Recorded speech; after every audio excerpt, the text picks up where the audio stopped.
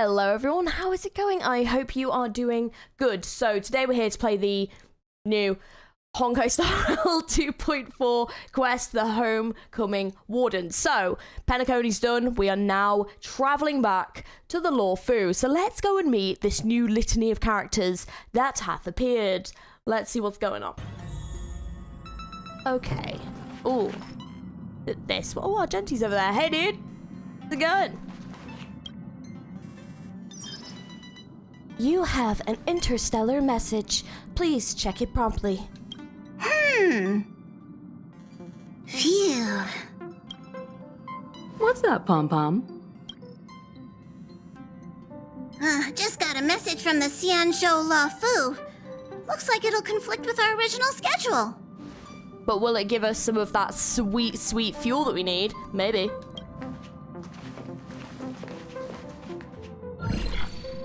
It's been a while, my friends on the Astral Express. How's your trailblazing expedition going? Fucking awful, mate. We're not doing too good. We're about to run out of fuel. You know how it is, dude. You know how it is. It's tough. It's tough being a trailblazing legend. Soon, the Xianzhou Luofu will be holding the Luminary War Dance. Those who have aided the Luofu in overcoming the crisis are cherished allies of the Xianzhou. Thus, on behalf of the Seat of Divine Foresight, I'm extending an invitation to attend the ceremony. Your presence would be greatly appreciated. Well, I don't think I've got much of a choice. But of course. Well, things aren't getting lively. We've barely recovered from the family's Charmony Festival, and we're already being invited to another special event. Trailblazing is all about having fun. Why not think about it this way? Our trailblazing expeditions are turning into blast expeditions, where we eat, drink, and play wherever we go. And feel pain. And feel the pain of every area. Oh! Blast? Expedition? Yeah! Wherever we go, we eat, play, and have a blast! Yes, because that is exactly how I would describe Penacony. Having a blast. So we should leave March behind pain. to take care of the express? I mean, she should stay behind at least once. Everyone's got to have a turn, right? Hey! That's not Because she's been on every single one so I'm far. all for some fun. I just hope there won't be any surprise party crashers, like Friday or Saturday.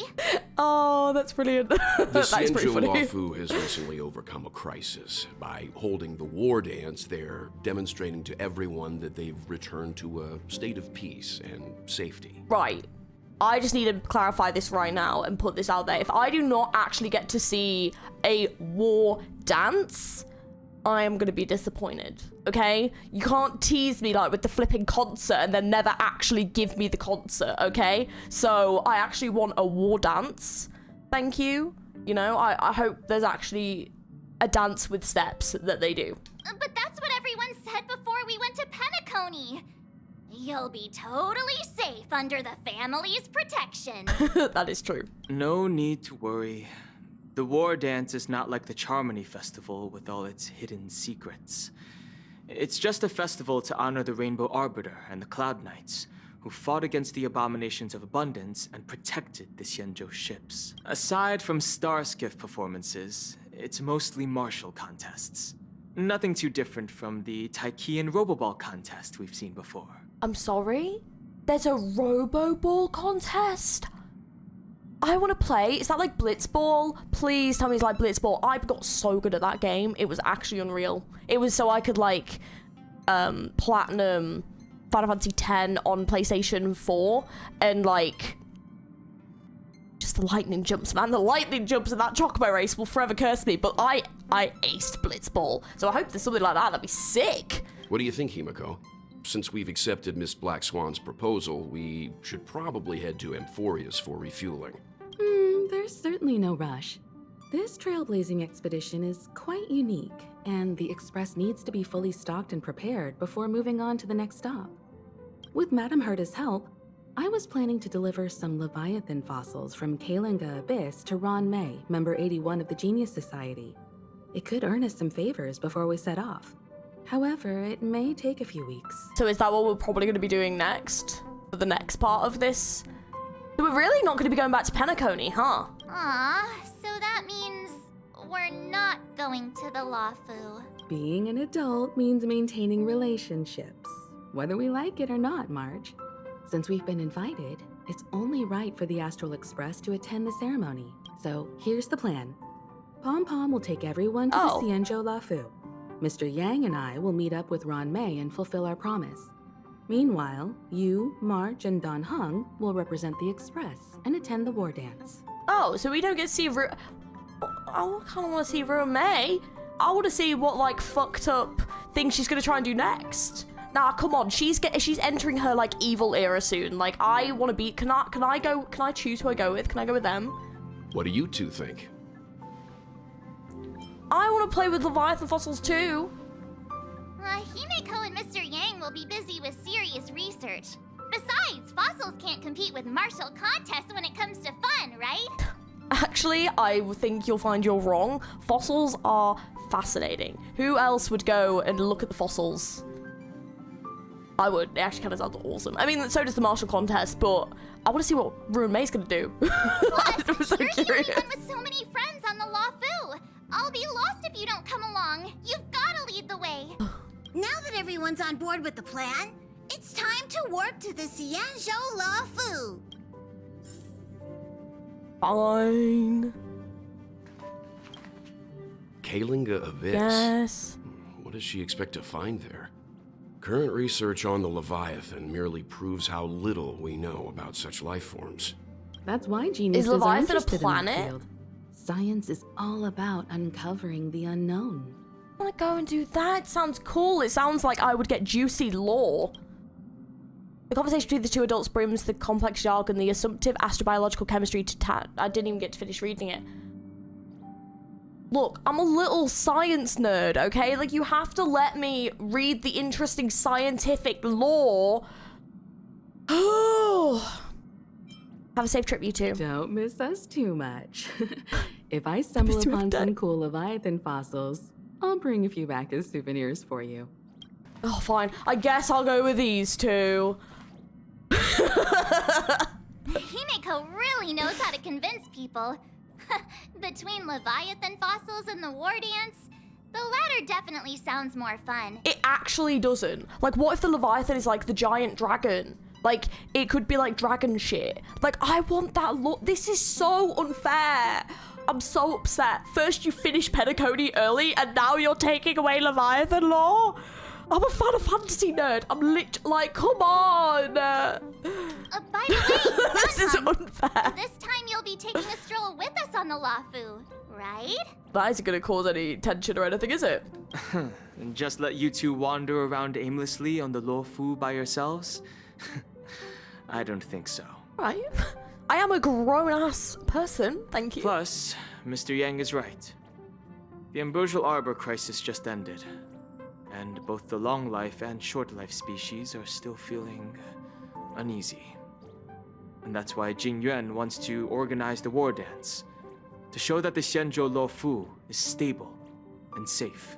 And since he has extended an invitation, it's only right that I visit my old friend. Guess I've just got to go and see some awesome martial war dances, I guess, instead of finding out cool dragon lore. I sound like such a nerd right now, but you know what? I am a nerd.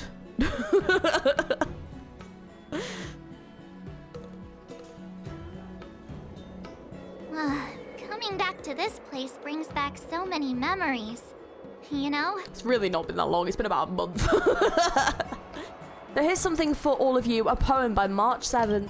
Hey, I'm not actually gonna recite a poem. I was just thinking about all the twists and turns we went through when we first arrived on the Xianzhou. This time, we're not being forced or enticed or chasing after wanted criminals. And we didn't have to sneak in through the cargo dock. This trip has been incredibly smooth. Where's the plot twist? Quite unusual, I must say. Definitely unusual. I agree. Why are we all doing the same pose? Yes.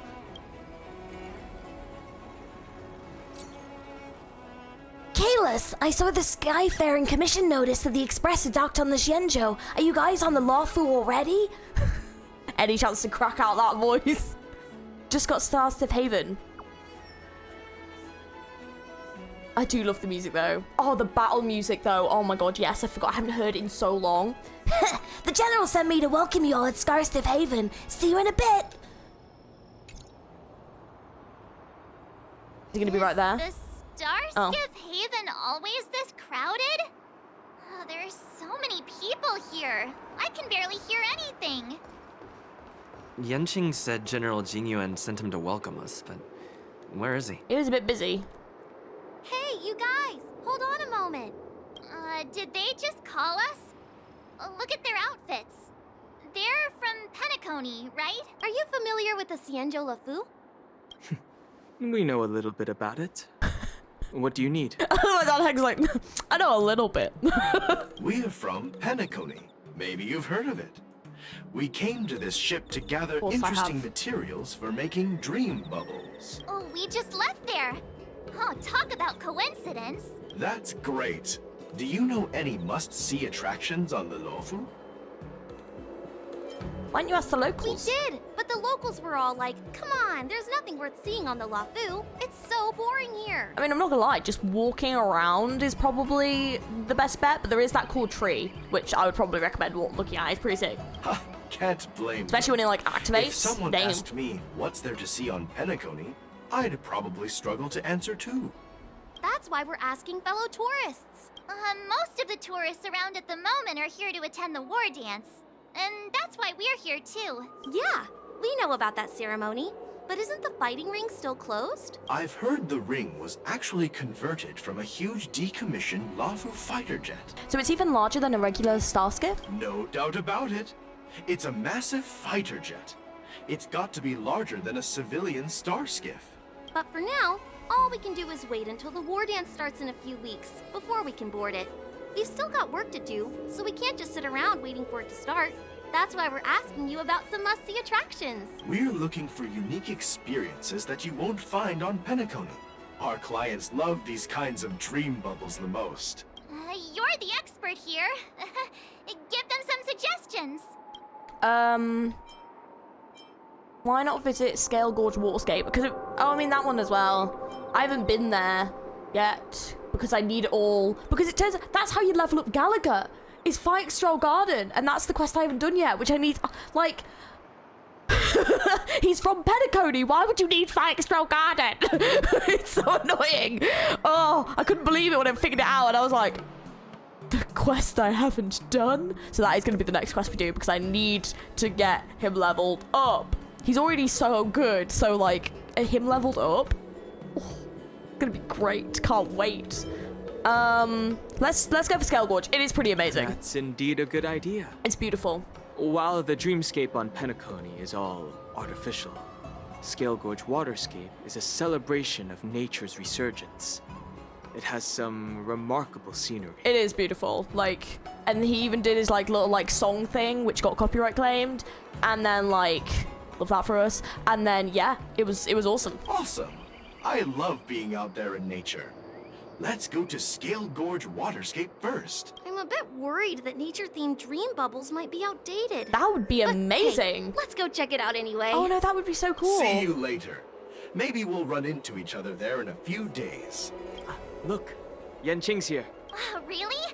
Let's go catch up with him. Hey everyone, it's been a while. All right, mate, how's it going? It doesn't feel like it's been that long since we last saw you. But, Yanqing, are you?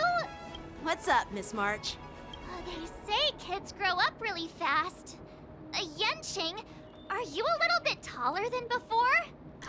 Imagine if they actually aged him up, like, as we play. So, like, every time you come back and it's been, like, a couple of months or whatever, and then, like, they're aged up. Because kids do grow very quickly. That would be really cool. I don't know if they will, but that would actually be awesome.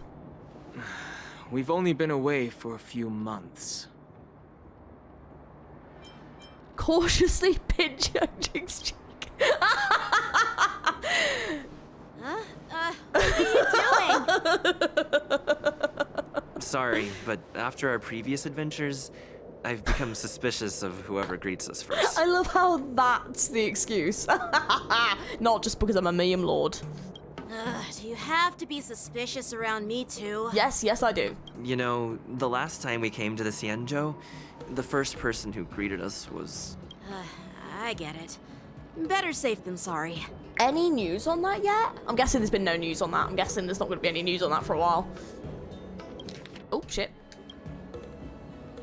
Seriously, I've never seen the Luofu so lively before. I was a bit worried that holding the war dance right after the Ambrosial Arbor crisis might be too soon.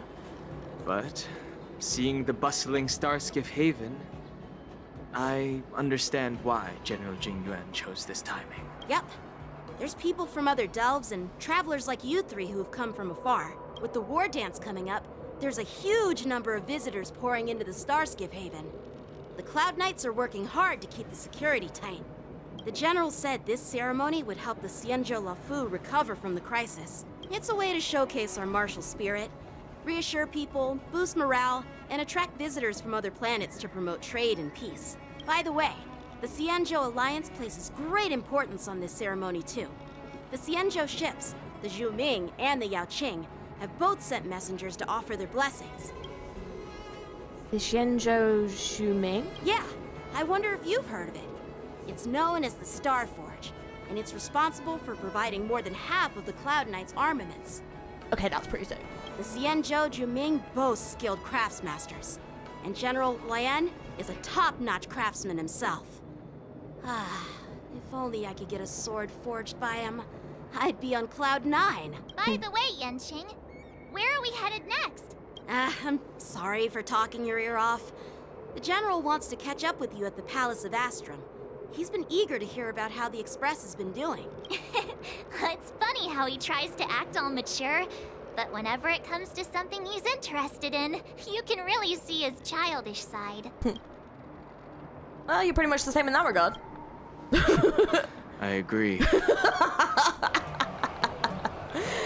Oh, that's funny. Oh. All units, assemble quickly. Get ready to protect the crowd. Oh, shit. I just mentioned security, and now all of a sudden something's gone wrong. Excuse me, I need to go check out the situation. Just as jinxed as March.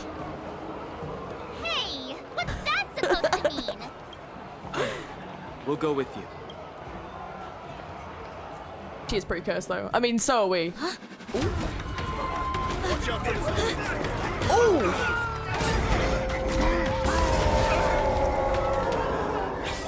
Protect the civilians. I'll deal with him. Oh, never mind. I'll deal with him then. That was a lie, wasn't it? I'm a civilian too, you know.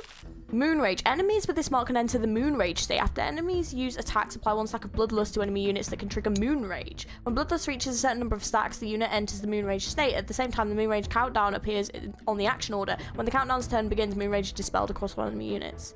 But what does that do? Borison? Why are there Borison here? Oh, okay. Borison is the name. This ends now. Ooh, they're quite quick, aren't they? Indulge yourselves! Don't worry, this one's on me. Oh, hell yeah.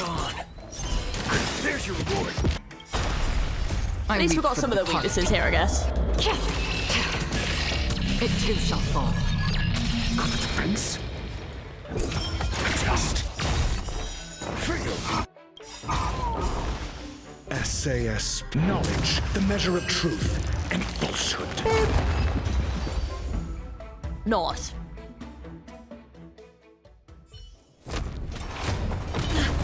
Not good.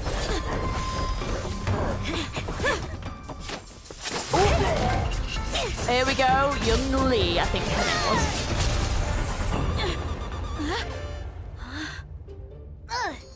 The sword is cool.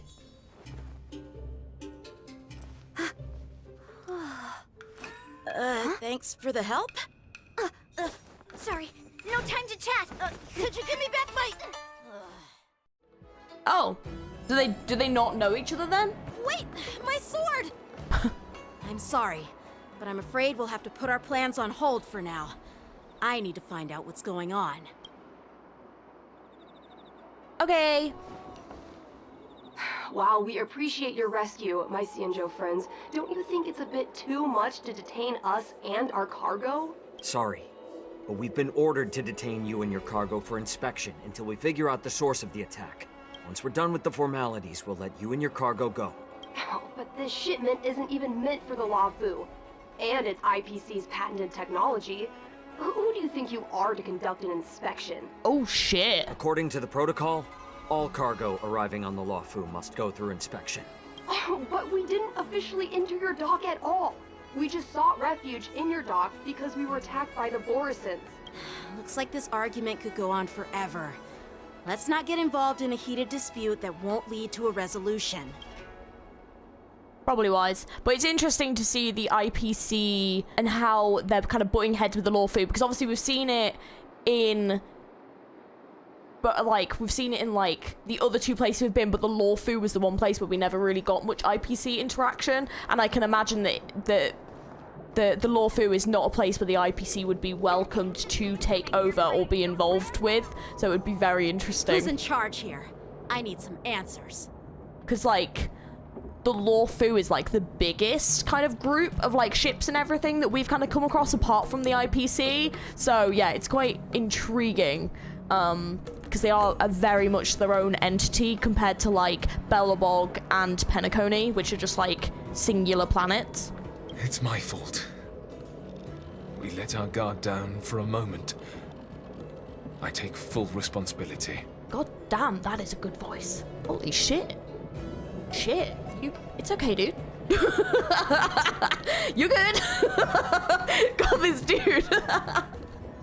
That's an amazing voice. Safety Holy should be shit. a top priority. Now, tell me, how did Borisin prisoners end up in Starskiff Haven? According to the protocol, Borisin prisoners should be held on a starskiff and taken directly to the shackling prison under strict supervision without ever touching the ground. Who allowed a prisoner transport ship to dock at the passenger terminal? Please don't blame this captain. This incident involves the Zhu Ming's diplomatic vessel. Who are you? I'm Lu Jun, an officer of the Patrol Defense Squad. Thank you for your help, Lieutenant Yanqing. The situation unfolded rapidly, and it shouldn't be held against the captain. Here's what happened. An IPC transport ship was attacked by the Borisin just before arriving, and the Zhu Ming's diplomatic vessel came to the rescue. They fought off the Borisin pirates and imprisoned them on their ship. So, an IPC ship was attacked by the Borisin near the Luofu, and the Zhu Ming envoys saved them? Sounds complicated. Honestly, it gives me a headache too. The Zhu Ming diplomatic ship, adhering to standard procedure, docked at the passenger terminal to hand these criminals over to the Luofu. You know, with all the outsiders flooding onto the Luofu, the starskiff lanes are under immense pressure. The Borisin desperados decided to put up a fight before the prisoner transport starskiff could get there. And that's what you just witnessed. Oh, so it's fine then. We're good. We'll make sure these prisoners are sent to the shackling prison as soon as possible. I literally love that this voice actor sounds like they should be in, like, The Witcher or, like Baldur's Gate or something. Like, like Final Fantasy. Like, what a great voice. Just was not expecting this voice acting here. I love it. I see. It's an unusual situation indeed. I'll report it to the security department of the Realm Keeping Commission and ask for their cooperation in handling the aftermath. It's that classic British voice acting that you hear in those games. That is what to expect. It's like that kind of voice acting. Oh, it's great. I love it. Gather more details from others so that the Seed of Divine Foresight can have a better understanding of the situation. Well, that was the entire situation. The Cloud Knights calm the crowd, then disperse the street was restored to peaceful state. Oh, you look much maturer now, Yanqing. Please don't tease me, Miss March. The situation on the Xianzhou before the war dance is like a calm lake that can be disturbed by even the smallest pebble, capable of generating far-reaching ripples with even the slightest disturbance. What are those people? I mean, those monsters we just dealt with? Did you call them the Borisin? See, it's making me think of that garlic cheese that you can get. Is that Borsin? I need to have a look what it's called. Yeah, the one I'm thinking of, it's Borsin cheese with like a U, so it's like B-O-U-R, and then it's like I-S, yeah, so it's got like a U in it. It's just making me think of that. So I'm like, cheese? Every time I hear the name, I'm just like, cheese? Just a cheese fiend, mate. Can't help Those it. werewolf monsters are known as Borisin. They are abominations of abundance, and we've been fighting them for a very long time. I don't know, I think they look kind of sick. Playable when, you know? The Borisin have been a powerful force for a long time, plundering and enslaving many worlds. The threat they pose is just as terrible as the Swarm disaster. And the Alliance even had a fierce war with them 3 decades ago. Oh. Their presence has faded over the years. But who would have thought?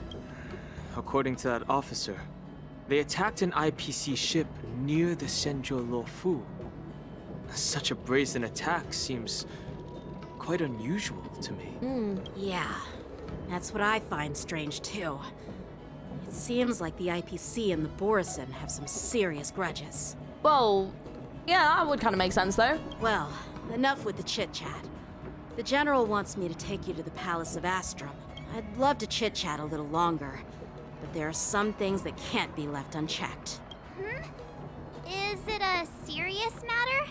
Maybe you'll need our help in hunting down the Borisin? Thank you, but it's no big deal. By the way, that young lady who just appeared, she took my sword.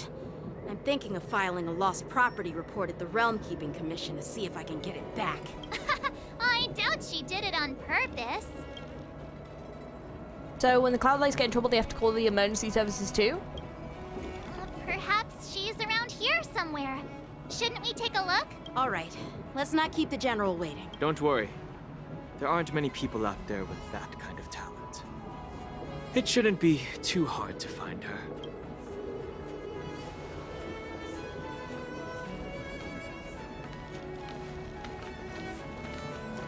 Oh?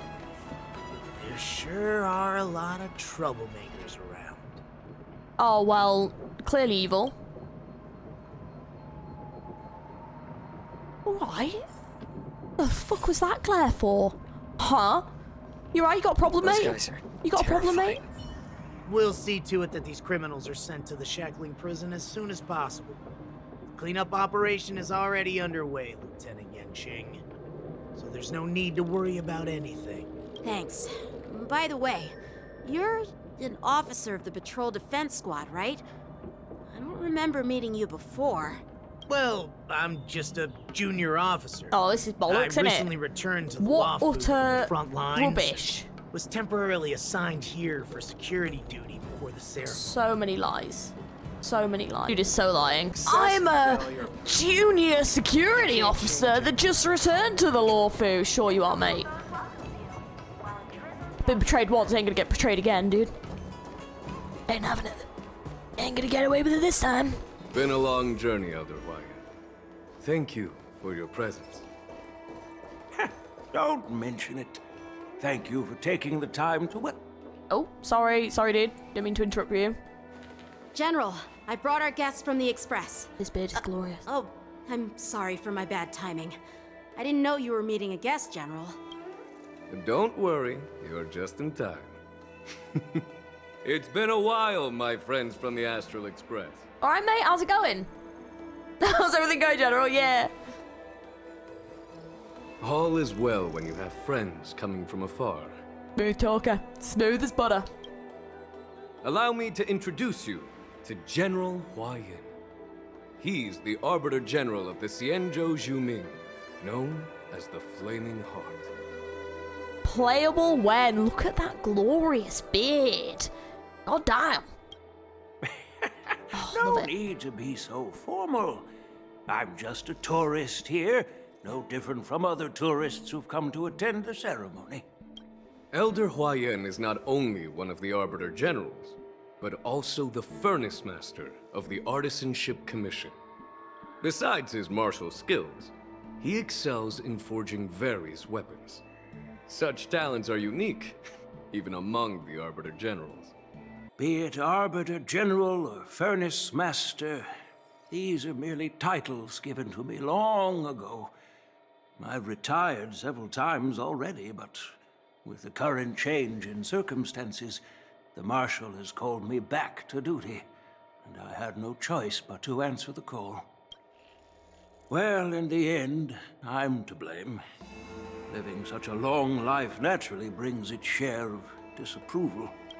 It's an honor to meet you, General Huaiyan. It's my honor to meet you, General Huaiyan. Glad to meet you, General. No need to be all formal. Today I'm just a guest on the Luofu, the same as all of you. So, these three are the ones you mentioned, Jingyuin? The heroes who helped you with the Ambrosial Arbor crisis? Indeed. There's Don Hung, March 7th, and him. Without their help, I just don't get a name. Luofu might not have easily overcome this crisis. So, the Imbibitor Lune's reincarnation has returned to the Luofu and will attend the war dance. I'd love to have a drink with you should the chance present itself. You're more than welcome, General Huaiyan. And this young friend is? Yanqing, my apprentice. He remains by my side as my retainer due to his youth, which I hope will season him with experience. He will stand for the Luofu's Cloud Knights in the upcoming war dance, ready to take on all kinds of challenges. Great, great! It's a real treat to see so many talented young people around here today. Oh, I almost forgot. This is my apprentice, Yu Li. Oh. Ah, that's how she's getting introduced. All right, cool. It's you! Oh, it's you. Hello. Oh, you two already know each other? Guess we don't need any introductions then. What a coincidence! I was afraid I'd have trouble finding this girl. Oh? Now you've piqued my curiosity. Tell me, how did you two become acquainted? She helped me capture the escaped Borisin prisoners at the Starskiff Haven. Allow me to express my gratitude for you. But when you left, you took my flying sword with you. Your flying sword? Oh, so that's why I found a dagger in my bag. Turns out it's yours. Yes, it is. Now that we've met again, I hope... Nope, that won't do. Won't do?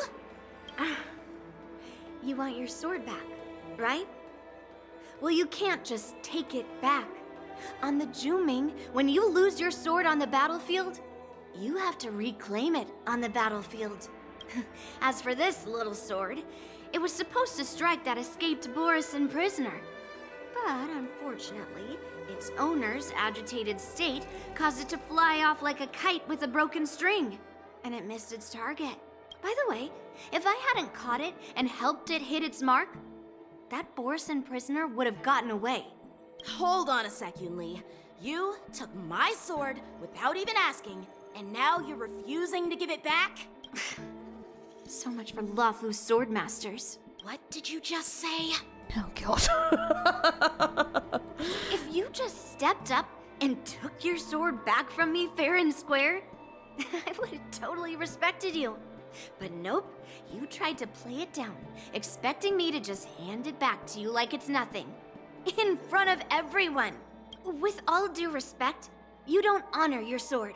So you don't deserve it. Hasn't anyone told you that taking without asking is stealing? If you want to settle this with swords, fine. Let's have a one-on-one duel right now. Yanqing. Well, that's more like it. Just be careful. Because I'm not as easy to handle as the Borisin. I'm not 100% sure if Yun Li's voice acting is young enough for the character design. I feel like her voice sounds a bit too mature for the character design. I know she's meant to be like the same age as Yanqing, but also they both have a very similar tone. So the voice acting between the two of them actually sounds really similar, which I think is a little bit jarring. I do wish they'd maybe made her voice a little bit higher pitched, just so she sounded a bit younger. Just because they've both got a very similar tone.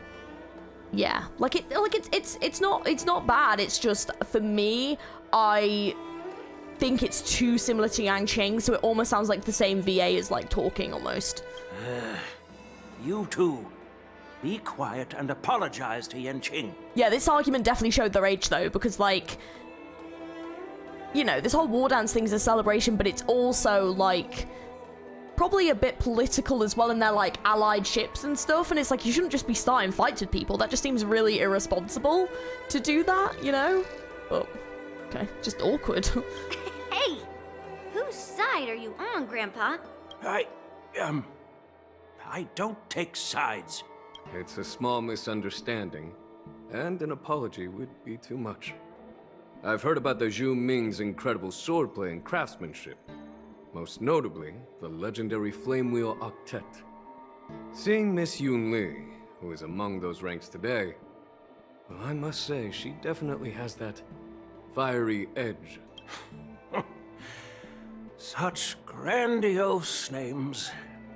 Some folks love to spin these fancy titles, trying to set the Cloud Knights apart. Yun Li is still just a young girl, a bit awkward and hot-tempered, so please forgive her if she's being rude. Well, everyone, Elder Huayan and I have some business to discuss. For now, Yang Qing, why don't you entertain our guests and take Miss Yun Li to the inn? I'll find another chance to talk with you all. I'd like to express my gratitude to the Astral Express for helping the Luofu during the crisis. That's so kind of you. I mean, you've already thanked us so many times.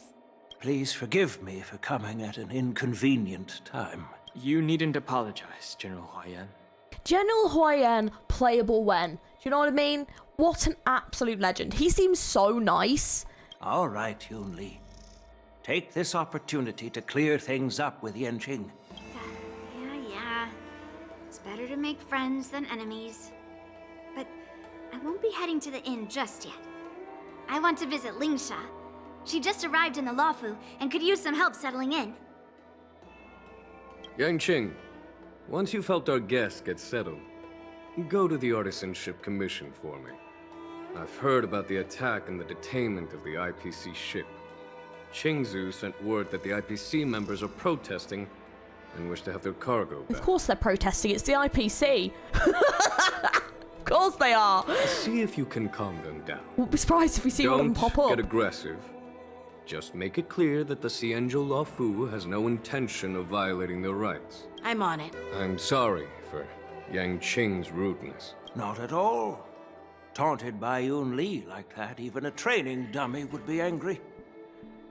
You've taught your apprentice well. If it were me in my younger days, I'm afraid I'd have drawn my sword and fought. Yanqing can understand your concerns. On the other hand, Yun Li is still a naive girl who's only interested in swordplay. Honestly, I brought her here to participate in the war dance because I want to broaden her horizon. Hey, Don Hung. I thought all the Xianzhou generals were like Jing Yuan. What, playable? Same.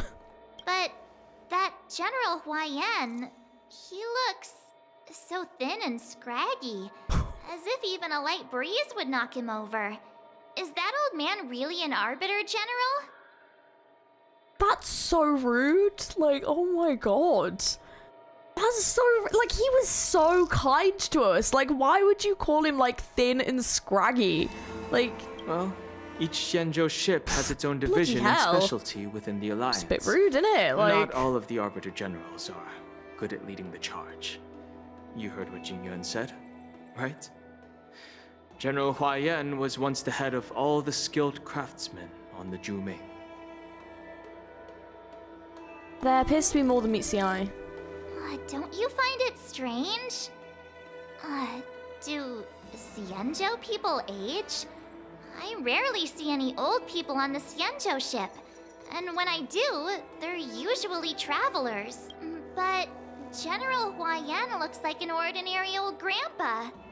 Is he really a Xianzhou general? See, like, that's a bit better to say. Good question.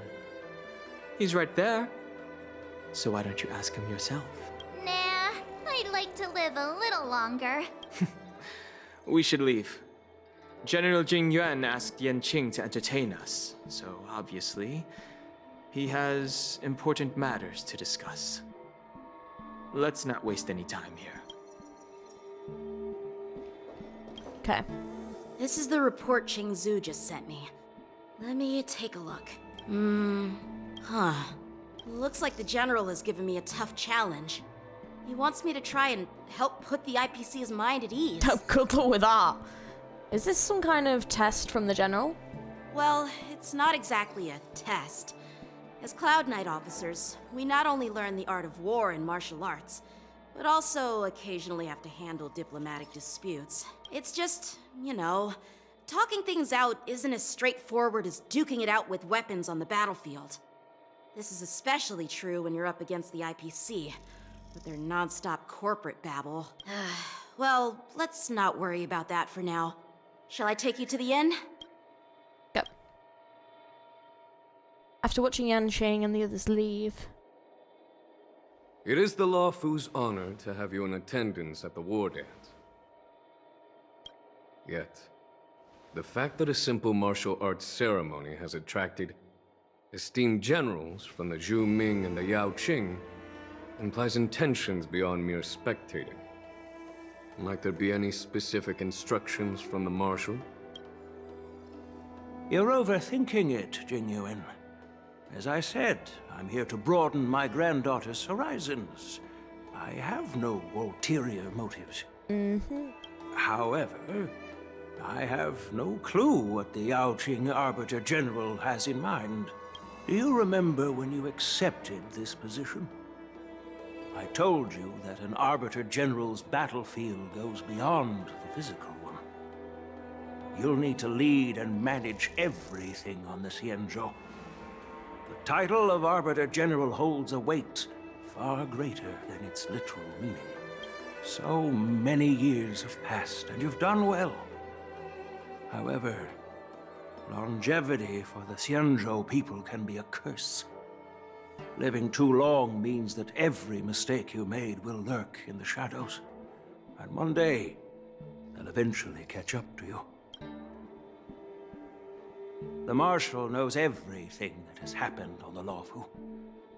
As for the Merlin's Claw of the Yao Qing, she has come specifically for you. Oh, shit. Okay. What have you done? Speaking of which, why hasn't she arrived yet? They say the Merlin's Claw strikes like lightning. Being late isn't her style. That's not true, General Huayan. She's been here a while, but I'm sure you've heard of her unbridled nature. Ooh.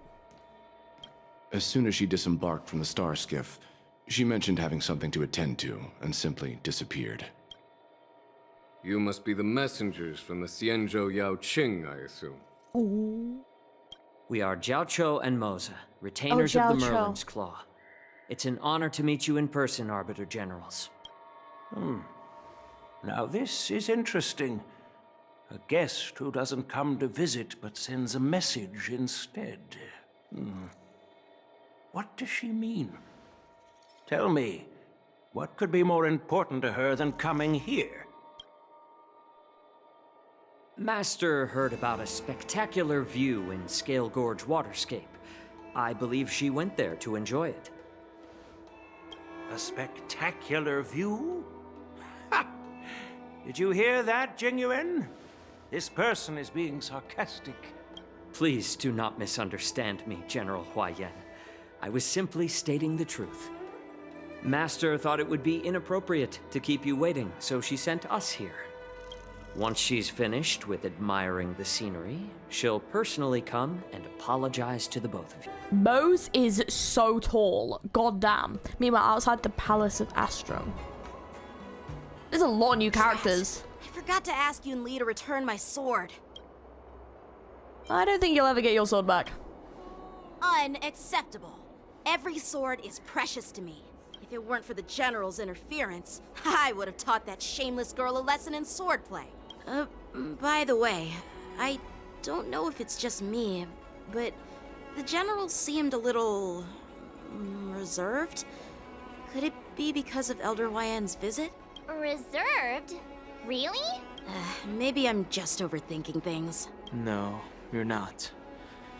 When I entered the Palace of Astrum, I realized that the messenger from the Xianzhou Zhuming was actually the Arbiter General himself. So, the messenger from the Xianzhou Yaoqing must be the Merlin's Claw herself, I presume. That's right. Well, that's what makes this entire thing so unusual. What's so unusual about it? They simply received an invitation from Jing Yuan, just like the crew, right? Yeah, but they're in a high enough position where they could just, like, not show up. The war dance is just a small festival. Yeah. And now we have 2 Arbiter Generals from other Xianzhou ships they could just not here. come and send representatives, you know? I'm afraid they're here for something more. Yeah. Oh, dear. Maybe they've come to hold I was Jingyuan just thinking accountable for the Ambrosial Arbor crisis? Yeah. Well. Or see if Jing Yuan is still capable of being in charge of the Zhenzhou Luofu. Come on, didn't the Luofu fall victim to the disciples of Sanctus Medicus and the Antimatter Legion?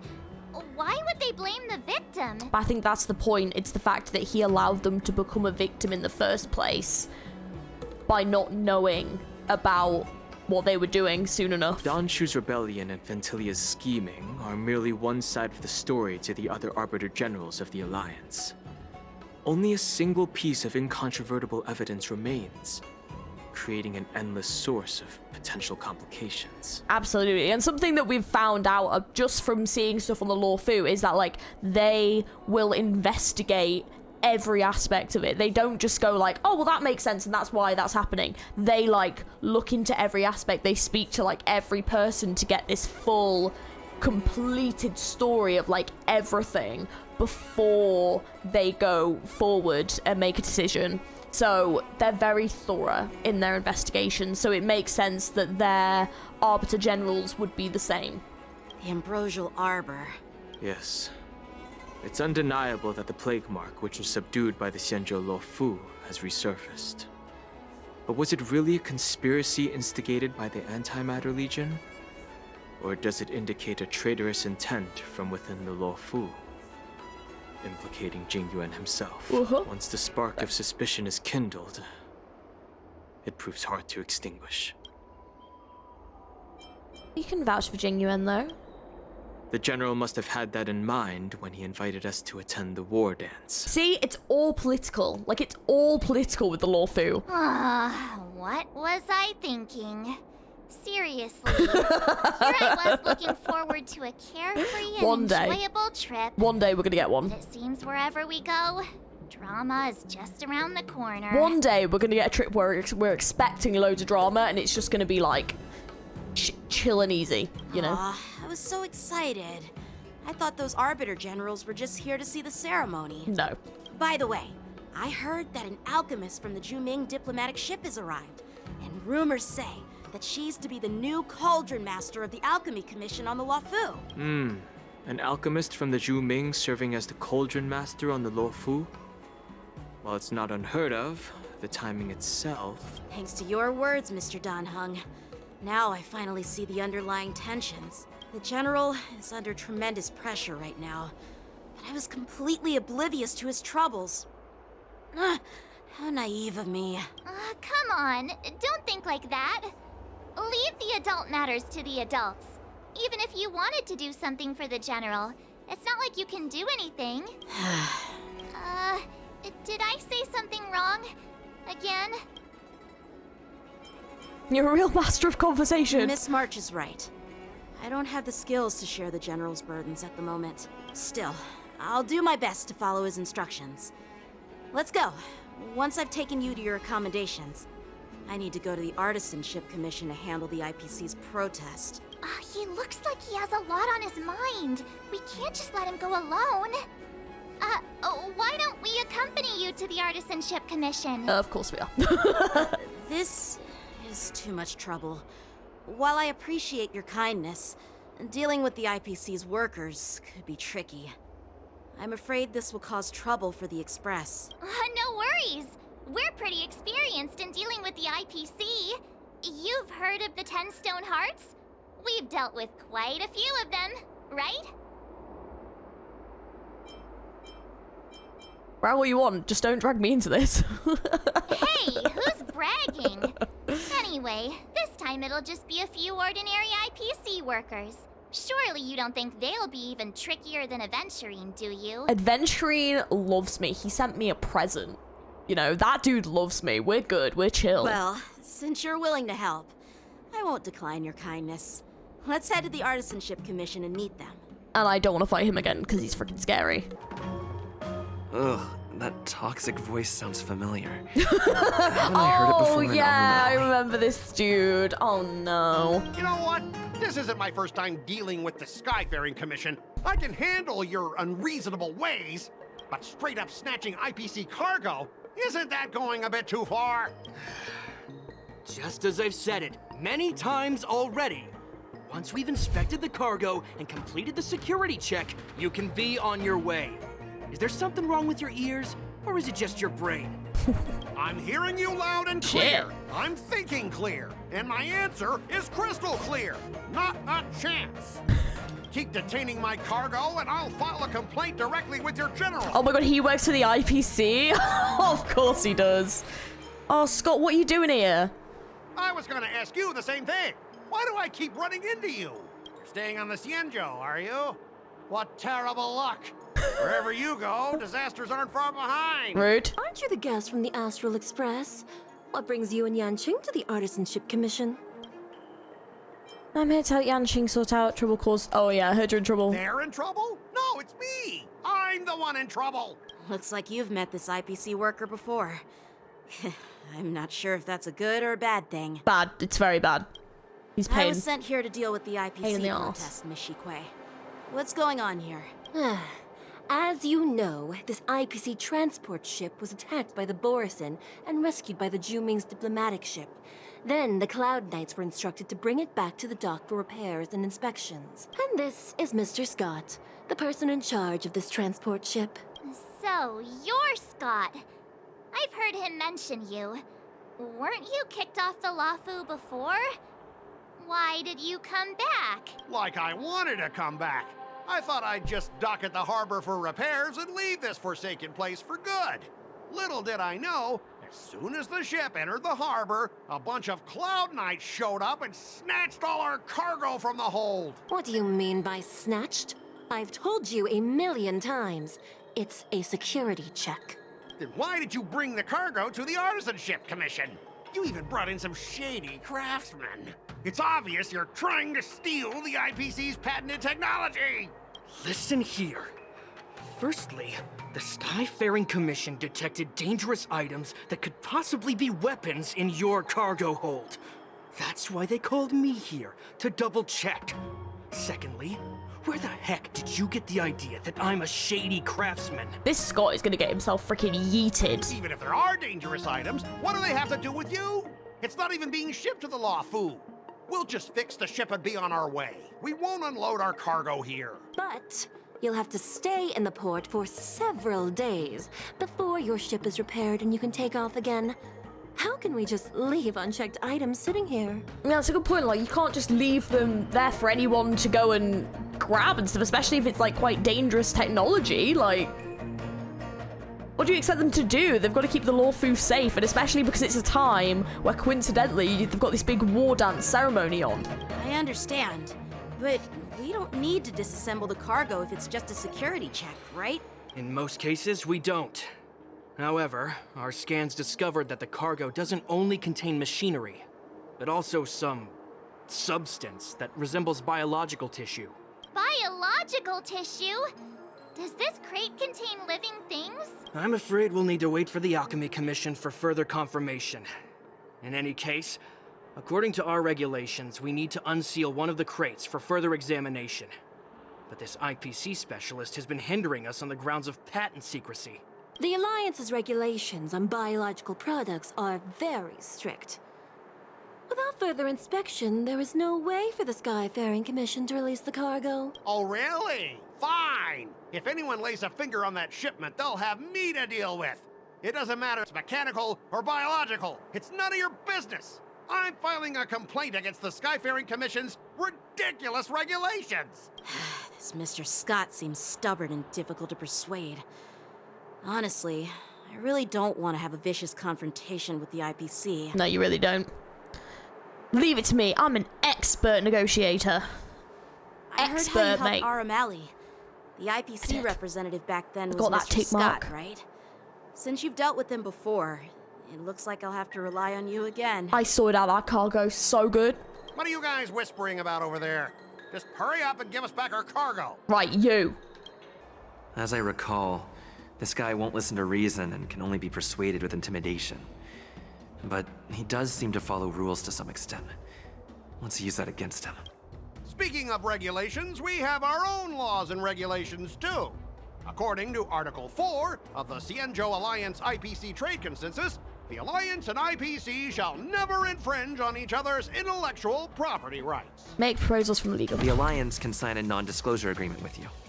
That way, you won't have to worry about any infringements, right? We can sign a mutually acceptable non-disclosure agreement in accordance with the IPC's rules. Well, that makes sense, but how can we trust you to honor the terms? Even if we set aside the secrecy of intellectual property, these prototypes built by the Intelligentsia Guild are incredibly valuable, beyond your wildest imagination.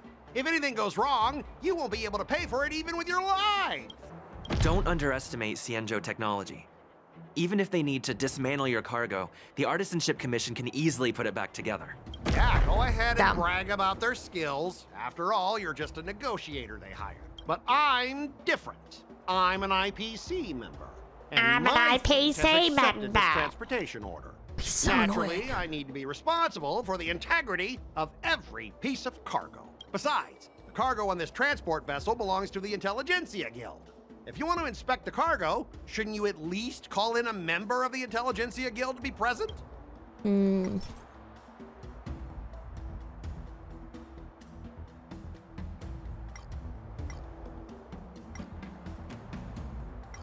Okay, well, let me see what the options are.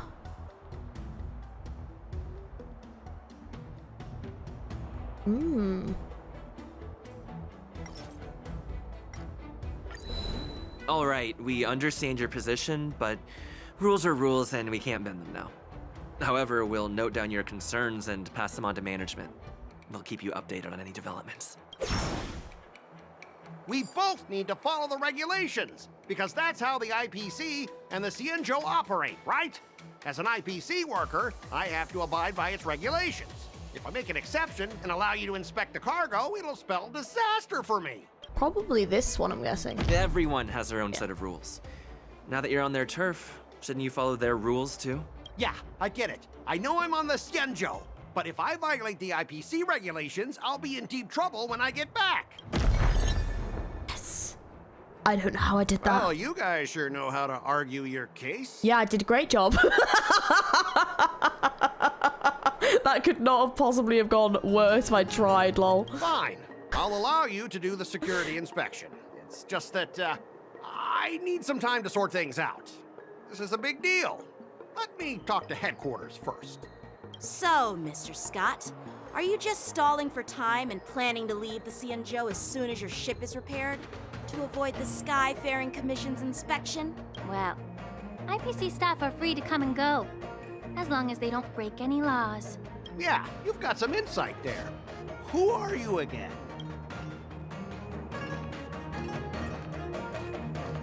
Allow me to introduce myself. I'm Lingsha, Cauldron Master and head of the Alchemy Commission on the Luofu. Could she be? Yeah, she's the new Cauldron Master assigned here from the Cienjo Juming. I received a report from the Artisanship Commission about cargo containing samples of unknown organisms. It said they needed help from the Alchemy Commission. I had nothing better to do, so I came myself. It's fine, Mr. Scott. If you really don't want your cargo to be inspected, it doesn't matter. It doesn't matter? How can you say that? Why are you being so nice all of a sudden? Well, since you're not going to check it, I'll take this crate and be on my way. Is that okay with everyone? Yeah, sure. Why should I object? Not only this sample, but all the goods on the transport ship are yours to keep. Like I said, we won't inspect them. Wait a minute!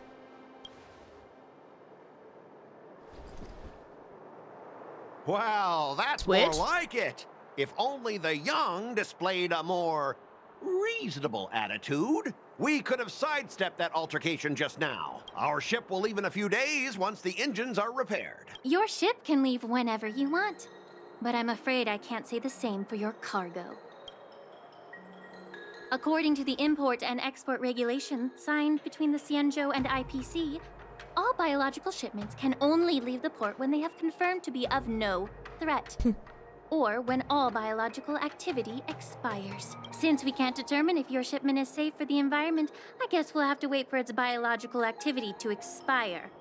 Let me check the previous cases. Normally, it'll only take around 47 star calendar years.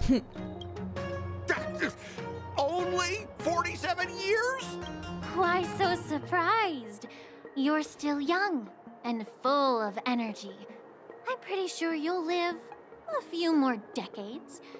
Have some confidence in yourself. Ha! Typical of a long-life species. Your words are dripping with sarcasm. While you may not care about time, I do. I'll be demanding double compensation from the Skyfaring Commission for every minute wasted. Sure thing, Mr. Scott. You seem pretty confident that your career and life will last long enough to witness this victory unfold.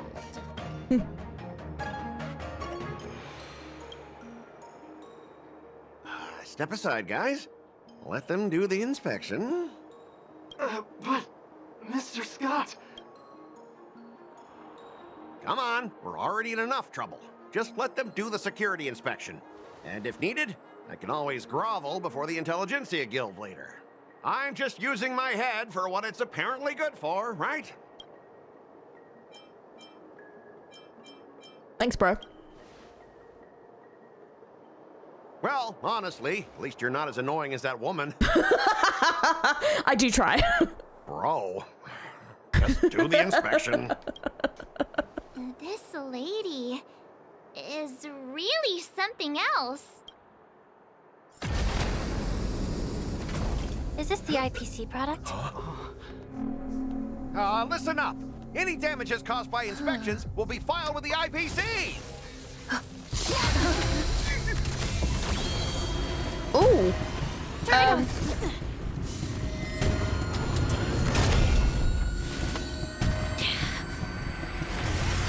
Ooh. What the?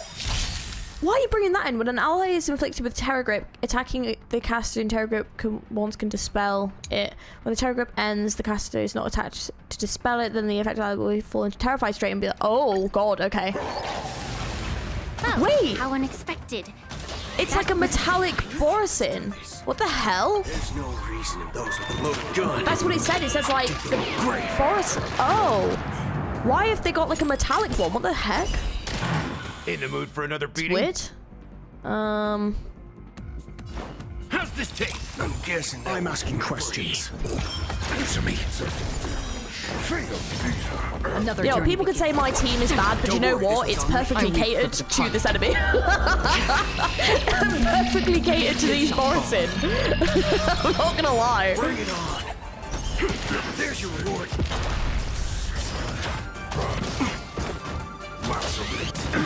Owie.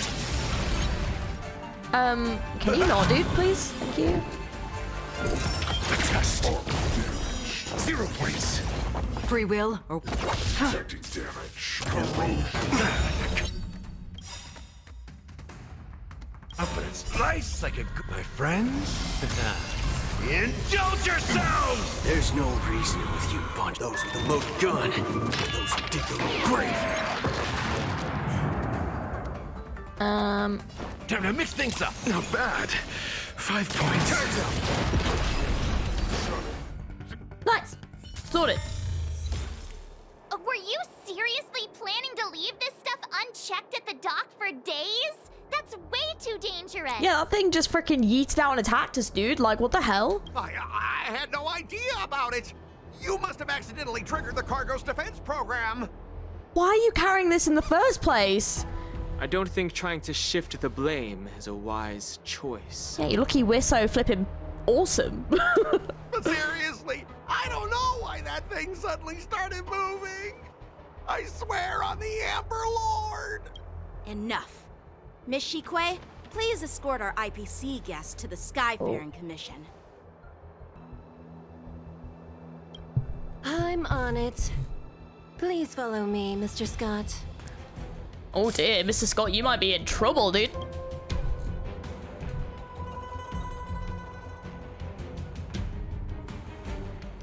Damn, we were laughing and joking just back then, but... Our preliminary inspection shows that there is indeed hidden biological tissues inside. Just like the craftsman feared. I can't even tell if it's ingenium or biological in nature.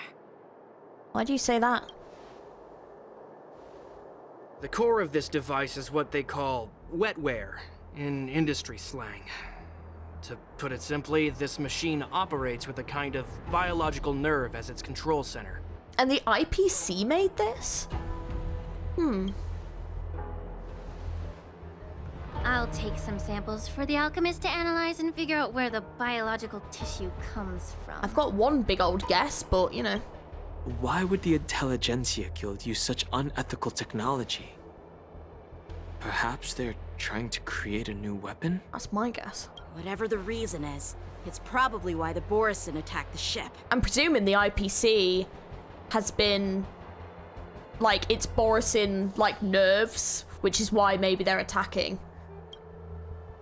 No wonder the IPC were trying to obstruct our inspection.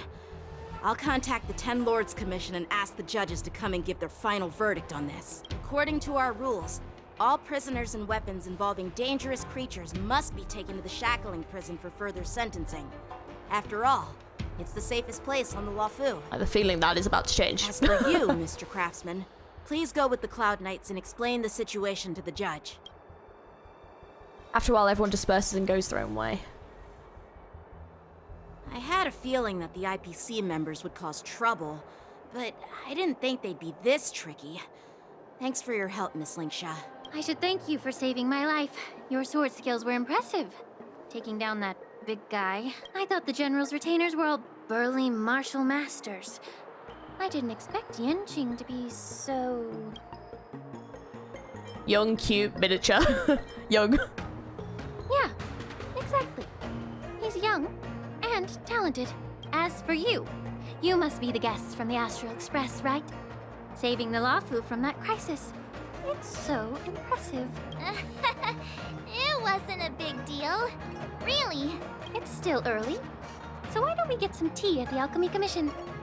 We can discuss your suggestions for revitalizing the commission. I'd be happy to accept your invitation. And you three are coming too, right? Yeah, I guess we are, actually. All these years.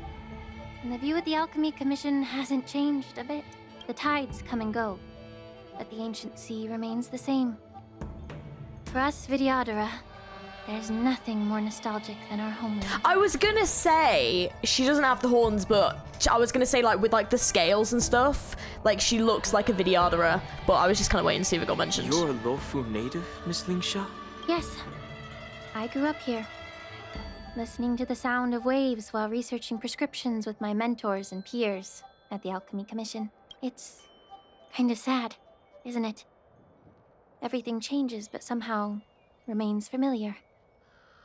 Just like you, Don Hung, I traveled far from home, and now I've returned. Seeing the familiar scenery brings back a hint of nostalgia. The view here would be even better without the ambrosial arbor. Oh, really? I think that towering tree looks pretty impressive. Even if it's impressive, it's a plague mark. The Xianzhou have been fighting abominations for thousands of years. And now that the Ambrosial Arbor has been reborn, it's only natural for everyone to feel uneasy. Well, once a seed is planted, no matter how long it takes, it'll eventually sprout and bear fruit, in my humble opinion. The rebirth of the Ambrosial Arbor and the resurgence of the disciples of Sanctus Medicus were inevitable. The seed was already planted when the ancestors of the Xianzhou sought immortality.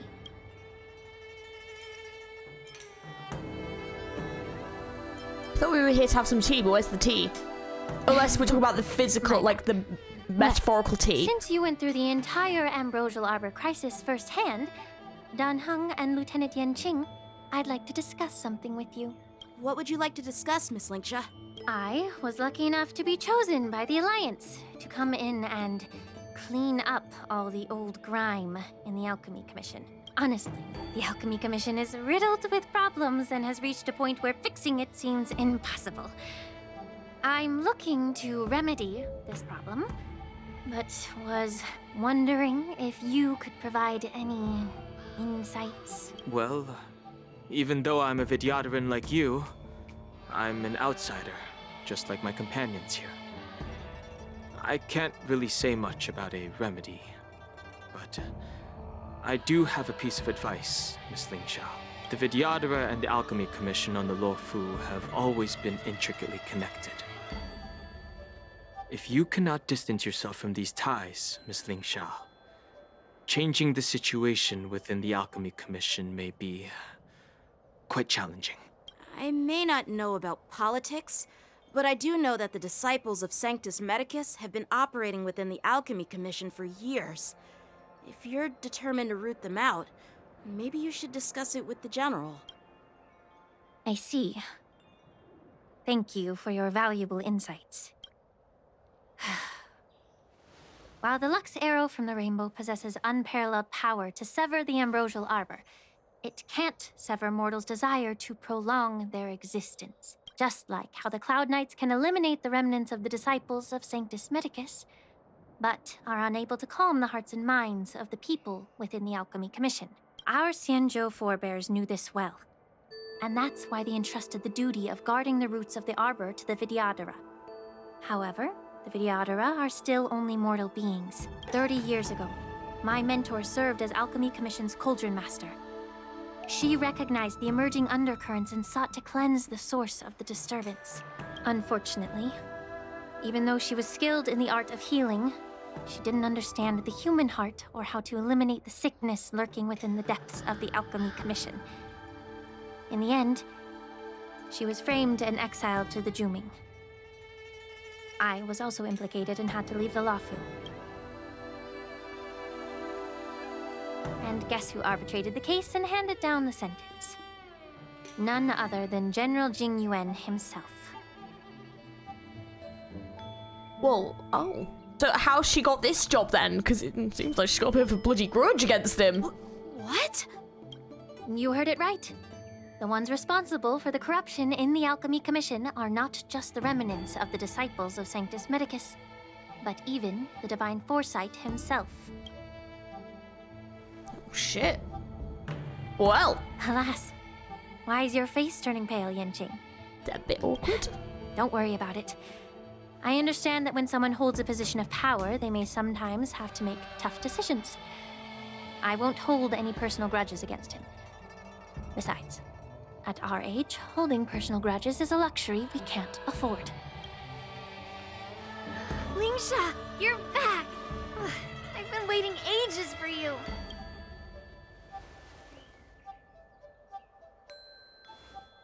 Yunli! Why aren't you with your grandpa? What brings you to the Alchemy Commission? Well, let me take this opportunity to introduce you to Yanqing. What a small world. You stole my sword! Give it back! Oh god, here we go again, Jesus. I see. Let's skip the introduction part then. Why do I keep bumping into you? Are you stalking me or something? Of course not. Unlike you, Miss Yunli, I have important things to take care of. You, on the other hand, seem to have all the time in the world to wander around without returning my sword. Grandpa used to say that a sword reflects its master. I talked to your sword, and it told me that you've been distracted. You hesitate when you should strike, and you struggle to stay calm when your sword is unsheathed. Now that I see you again, I realize your sword was right. It wasn't me who took your sword. It was you who lost focus. Do you really expect me to believe that nonsense? I've been taking it easy on you because you're a guest from the Juming. But you're not taking the hint. Don't people from the Juming know you're supposed to return what you've borrowed? Just look at this flying sword. Even if I gave it back to you now, it'd just be taken away again in a few hours. You know the Cloud Knight saying, a Cloud Knight must never let slip their weapon. Yes? Well, sure, I can give it back to you now, but on the battlefield, that's a whole different story. Poor flying sword. Fine! You don't have to give it back, because I'll take it back myself! Oh shit. Oh shit, I didn't even see. Which general should I call? Between these two, who do you think is tougher? Don't get me wrong, I'm just curious. I've got no idea. It is my first day at the Alchemy Commission. A brawl is definitely not how I imagined celebrating it. Well, since you don't approve, I won't draw my sword here. I didn't mean it in that way. Since you've already drawn your swords, you'd be disappointed if you didn't get to test one another, right? I've received reports that the delves near the Alchemy Commission are still infested with abominations. Seems like my predecessors left quite a mess. So, if you two want to determine who's better, why not focus on them instead of each other? Clearing out some abominations? Sounds boring. It's the Cloud Knight's duty to eliminate those abominations. You don't have to ask me twice, Miss Lingsha. I'll help you get rid of them. Oh, you think you're the only one who knows how to behave? If Lingsha needs anything, I'll gladly draw my sword and help her out. It's so heartwarming to see both of you being so sweet and caring. So then, shall we get going? She's just like, these freaking kids. Let's go. Ever since the disciples of Sanctus Medicus were eradicated, their experimental abominations have been festering here. If you want a contest, I'll be the referee. The one who kills the most abominations within an hour wins. Lingsha, as always, you're still an expert in making unpaid work sound so noble and grand. It's for your own good, little Yunli. While you desire to compete against each other, I don't want to see either of you getting hurt. That's really thoughtful of you, Cauldron Master. So, are you both ready? Okay. Blade and flight! Step up, let's see ya! Enemy targets detected. That's half the work. Still waters of oblivion. Strike with heart! I didn't expect someone who can't even hold on through clouds!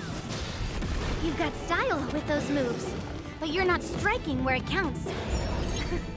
It's such a shame to see you misuse your sword like that.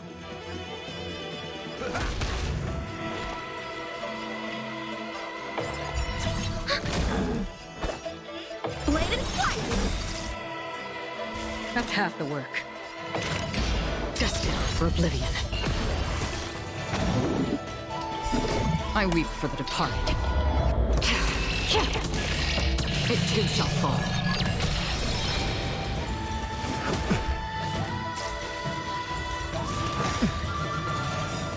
Nice second, my friends. Indulge yourselves!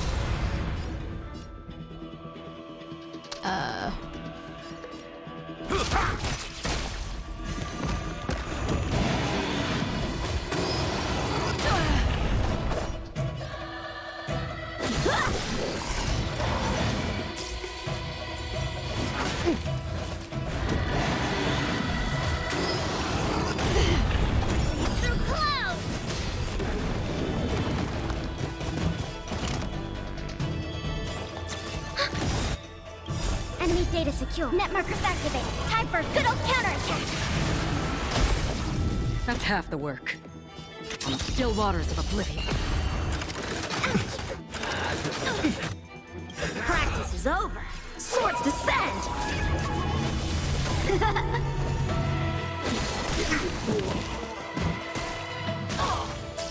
In the mood for another beating? How's this taste? Don't worry, it's just a scrape.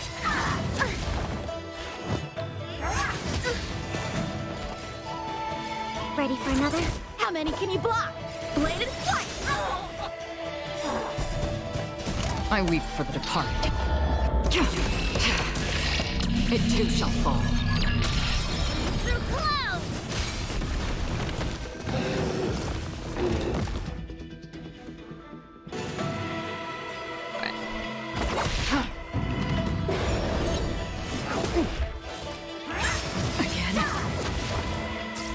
Step up, let's see ya. Time for swordplay. Strike apart. Commencing support. Enemy data secure. Net markers activated. Time for a good old counterattack.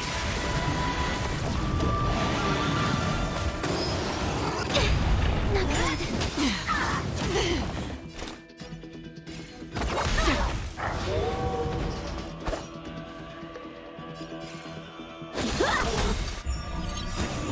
Oh, come on. It's very annoying. Over. Swords descend! That's all you got? Slice like my friends? Indulge yourselves! Thanks for the support. Oh.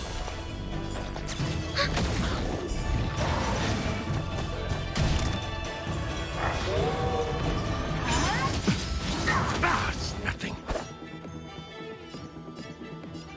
Blade and fight! I like that confidence. I weep for the departed.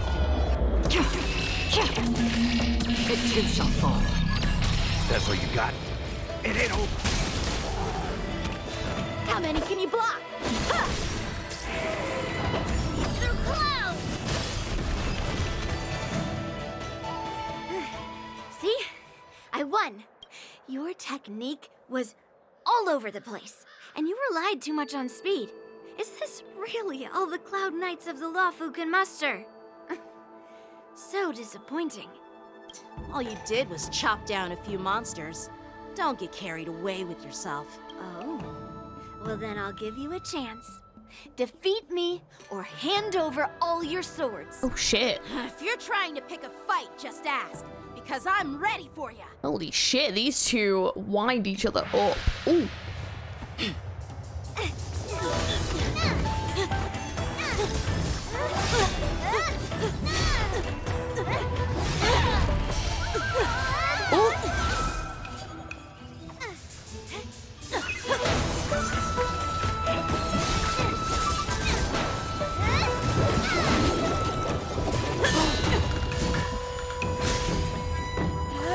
Oh, damn.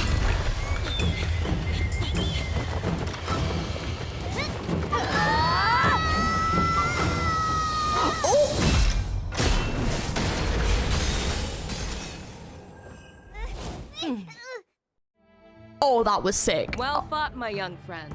Oh, hell yeah. However, both of you have Oh, shortcomings. hell no. Why is that on One auto? of you focuses on dodging and weaving, while the other relies on brute strength, trying to take down targets with a single strike. Oh, she's so cool. Hell yeah. Who are you? Me? I'm just a patient seeking medicine from the Alchemy Commission. A passerby, if you will. Oh, she's cool. Look at her. Look at this peak design. She's clearly important. I thought I'd see my fill of impressive fights during the war dance. Yet here I am, able to witness a remarkable fight at the Alchemy Commission, of all places. Well, the Luofu is never short of surprises. However, I have a small suggestion for you. Why don't you settle this dispute fair and square in the war dance's ring? That way, you can resolve your differences with a proper duel and put your grudges behind you. Grudges? No, not at all. Yunli and I, we were just sparring. Sparring? You summoned your flying swords, and she swung her sword with full strength. No grudges between you. I don't believe it. Aha! What brings you here, Lady FEIXIAO? Have you finished your health consultation with the Dragon Lady? FEIXIAO? Grandpa always talks about you. Could it be that you're... The Merlin's Claw of the Xianzhou Yaoqing? Looks like I'm quite famous on the Xianzhou Luofu, too. Of course you are. Of course. Everyone has heard of the great general. Known to all, and unbeknown to none. Great general? Isn't that title a bit too narcissistic? I don't like it. Ooh, I heard there's a dozing general on the Luofu, so I came up with a humble nickname for myself. The Lacking General. Lacking in worries, regrets, and rivals. Sounds much better, right? Yeah, that's a befitting title that sounds both humble and impressive.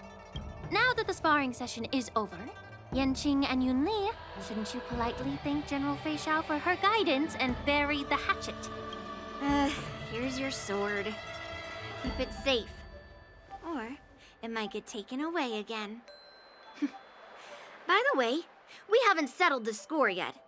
I'll defeat you fair and square next time we fight. This is how she apologizes? Now that I finally got my sword back, I should report to the seat of divine foresight. I'll take my leave, General FEIXIAO.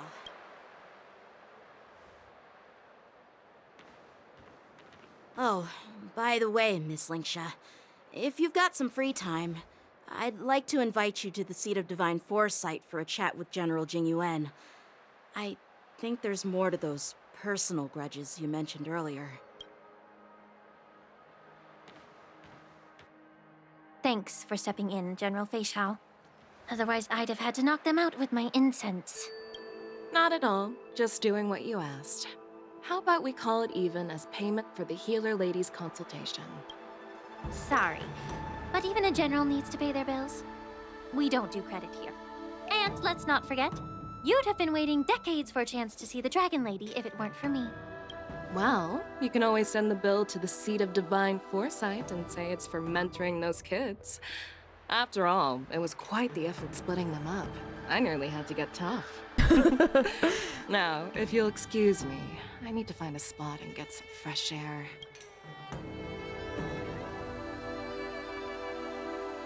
A moment later, FEIXIAO leisurely walks to the ancient seaside shore for a walk.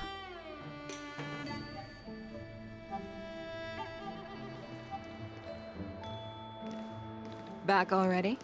You've met with Jingyuan and wandered around for a few hours. So, what do you think? It appears that the Divine Foresight is using this war dance as a show of strength to convince everyone that the Luofu is prospering after the Ambrosial Arbor crisis. But... I know you're going to say but, right? But the influx of people attending the war dance is like a breeding ground for disorder and rumors. One wrong move, and the Luofu could be in a world of chaos. The Cloud Knights on the streets remain vigilant, so at the very least, General Jingyuan is aware of this. As for other matters, I'm unable to say. I'd prefer to be excused from future meetings with generals. I'm just a military healer. And now all of a sudden I'm thrust onto the center stage having cordial chats with two generals? My work doesn't lend itself to being in the limelight either. Just stop whining. At least you're in one piece, right? Before getting in touch with General Jingyuan, I wanted to put aside my assumptions and see his momentum. That includes the overall bearing of the Cloud Knights on the street, what people are saying, and how those close to him behave. The might of an army dwells not within its pawns, but within the force of its collective momentum. Recognizing this fact reveals the true measure of power. Thanks for enlightening me, General. A perfectly clear statement turned confusing thanks to your translation. You've made me lose where I was now. Anyway, this is how I operate in battle, so you might as well get used to it. Are you treating General Jingyuan as your enemy? The longest-serving general of the Xianzhou Luofu. Do you think he'd have only a few enemies? By the way, General, you met the healer lady, yes? Could you show me the medicine she prescribed you? Well, the healer lady couldn't do anything about my condition. She just told me to enjoy some tasty food. Oh, right, so she's unwell. So not even the famed healer lady could help? Don't worry. I'll fulfill my promise and find a way to cure you. Actually, I've found some leads. Well, life and death, Jiao Chou. It's all predetermined. Upon starting my military career, I made a pledge that the rest of my life would be dedicated to being the Xianzhou spearhead, hunting down the abominations of abundance till the end of my days. Oh no, do you know when you can just tell some angsty's coming in the future? Yeah. As long as I can fulfill that deep-seated desire, I don't care how long I live. You asked if I view General Jingyuan as my enemy. No. My real enemy has always been myself.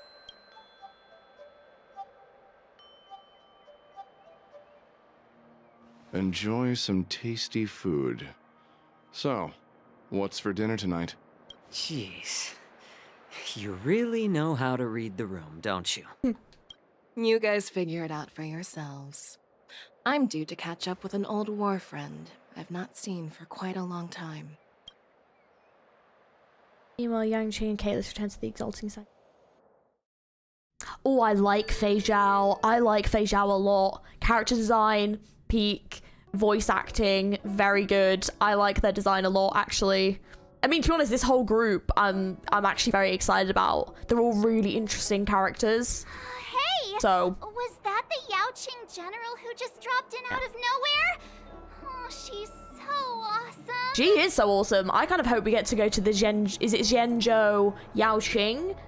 I want to go to that ship and see what the fuck's going on over there. Ooh, maybe we'll get to do that. I mean, when Yun Li swung that massive sword, she just casually blocked her attack with ease. Yeah, that was pretty dope. That was a good cutscene. Mine too. Yeah, she really did. She really was just like, nah, mate. Stop that right now, kids. Thank you. I'm glad she did, because it's one of those things where, like, you know, as an adult woman, I just find, like, kids and teenagers bickering, it's just annoying. Like, it's just like, oh my god, just, like, stop. Like, please, I just don't have time for your petty bickering and all this stuff. And, yeah, to just put a stop to that was great. I enjoyed that. Yeah, but to go up against Yun Li is quite impressive, you know? That aura of heroism and grace, it almost makes me want to learn Xianzhou swordplay. You think so too, right? That general is totally something else. I agree. General FEIXIAO is indeed impressive. Yun Li has some awesome sword moves, but she's way too rash. Way too rash. Way too young to, like, really be making many decisions. She needs to learn a lot, you know? I was actually hoping you'd give Yanqing some praise. Thanks for the kind words, Miss March. The war dance is coming up, and I've been chosen to represent the Cloud Knights in the ceremony. I've had my fair share of defeats lately, and even though I know there are always more skilled sword masters out there, seeing General FEIXIAO's skills today has made me feel a bit uneasy again. Don't underestimate yourself. After all, generals won't fight in the ring during the war dance. Just remember the state of mind you had when you single-handedly took on me and Blade, putting life and death aside. With that mindset, You can prevail against most challengers. Yeah, like, he did well in that fight, to be fair as well. Like, he was like, tricky. I see. Thanks for the advice, Master Danheng. By the way, now that today's events are over, General Jing Yuan wants to invite all of you to the Seat of Divine Foresight. He has something important to discuss. Something important? I bet it's about how to deal with the generals from the Yao Qing and the Zhu Ming. I really don't want to get caught up in grown-up games so soon. I just hope Generals FEIXIAO and Huaiyan can see the truth. We don't need any more chaos on the Luofu before the war dance. Earlier at the Palace of Astral, I introduced these guests from the Astral Express to you, Elder Huaiyan. But with all the people around, we only exchanged pleasantries. Now, I'd like to officially introduce them to you. These three braved great dangers, accompanying me into perilous places, defeating the chief culprit Vantilia, and uncovering the conspiracies of the disciples of Sanctus Medicus. If you wish to know more, please, feel free to ask us. Well, I skimmed through the reports about the Arbor's rebirth from the Master Diviner Fu Xuan. She's been summoned to the Yuchui for questioning. There are a lot of doubts within the Alliance about this whole situation. But despite all that, I believe in you. Since you joined the ranks, you have repeatedly achieved remarkable feats. After the High Cloud Quintet each went their separate ways, despite the many criticisms within the Alliance, the Marshal still stood firm against the dissenting voices and entrusted the Luofu to you. Over the years, you've served the Alliance with loyalty and wisdom. You've taken down abominations in Thalassa, rescued the Xianzhou Yuchui from a siege, and destroyed the demonic planet summoned by the denizens of abundance. I still remember those battles vividly. There are fools who doubt your loyalty. They're happy to see the divine foresight fail because it gives them some kind of sick satisfaction. They haven't achieved anything of their own, so they feed off the failures of others. But I've seen enough failures in my time, and I want to believe that your loyalty has never wavered. Imagine if he does turn out to be evil, though. That would be a fucking great plot twist. If, like, actually he was the one behind it all in the first place, and, like, he was trying to, like, get rid of Vantilia so that she wouldn't talk. That would be kind of sick. I'm not gonna lie to you. Like, I know that's not gonna happen, but that would be kind of awesome. Like, God, what a plot twist that would General be. FEIXIAO of the Yao Qing is the only one investigating the Ambrosial Arbor crisis on behalf of the Alliance? No. I am too. This old man's words always catch me off guard. The Marshal ordered me to come to the Xianzhou Luofu, but the document only says, attend the war dance and listen to FEIXIAO's questioning. What does that mean? The Marshal is well aware of Jing Yuan's purpose in holding the ceremony and understands the situation he is facing. She mentioned it because she believes both issues are important. Thanks for your kindness and sincerity, Elder Huaiyan. But is it appropriate to tell everyone here about the Marshal's orders? By introducing the Express's witnesses to me alone, aren't you aiming to discern the intentions behind both my actions and FEIXIAO's? And whether there's any discord between us? Well, since I'm being open and honest with you, I encourage you young folk to do the same. As for the Ambrosial Arbor crisis, all I need to do is listen. General FEIXIAO will be the one asking the questions. To be honest, I'm more concerned about the timely start of the war dance. Oh, by the way, I've prepared a gift for the war dance. Ooh.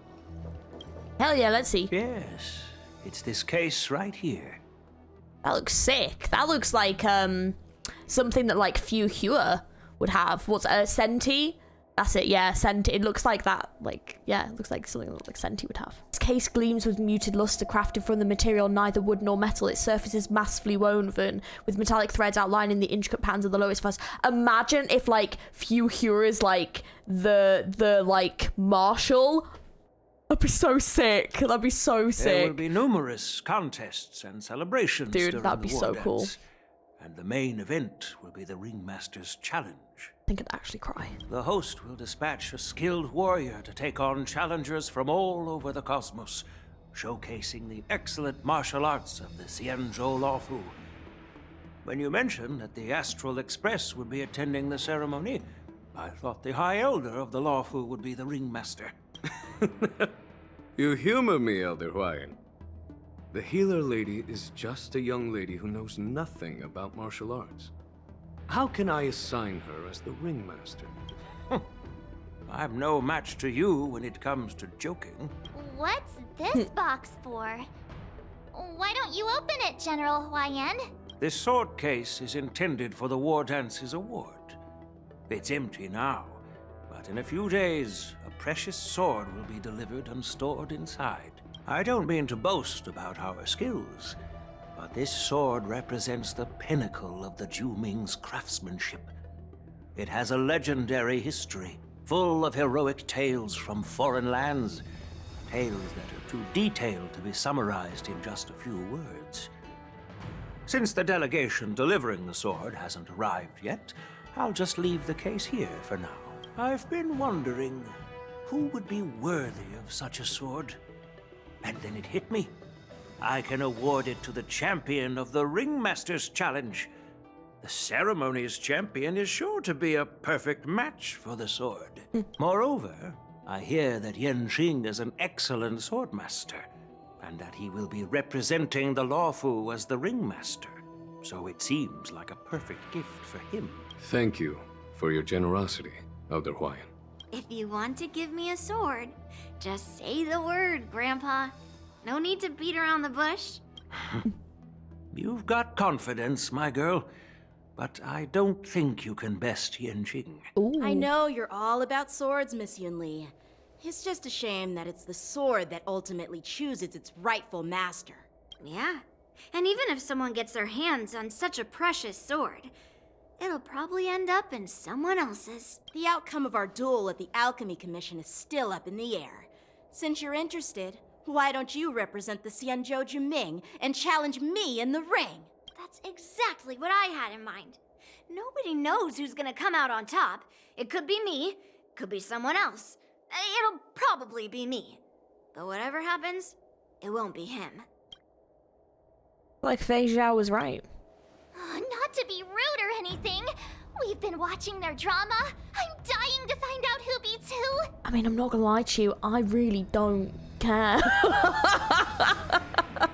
Like, not to be rude, but like, there's so much more interesting stuff going on. Like, these two bickering, I'm just like, I honestly don't care. Like, take me back to FEIXIAO. Take me to, like, the prison, like, because all the stuff in the trailer was in the shackling take me there. Do you know what I mean? Like, I don't care. Quiet down. We have other guests here.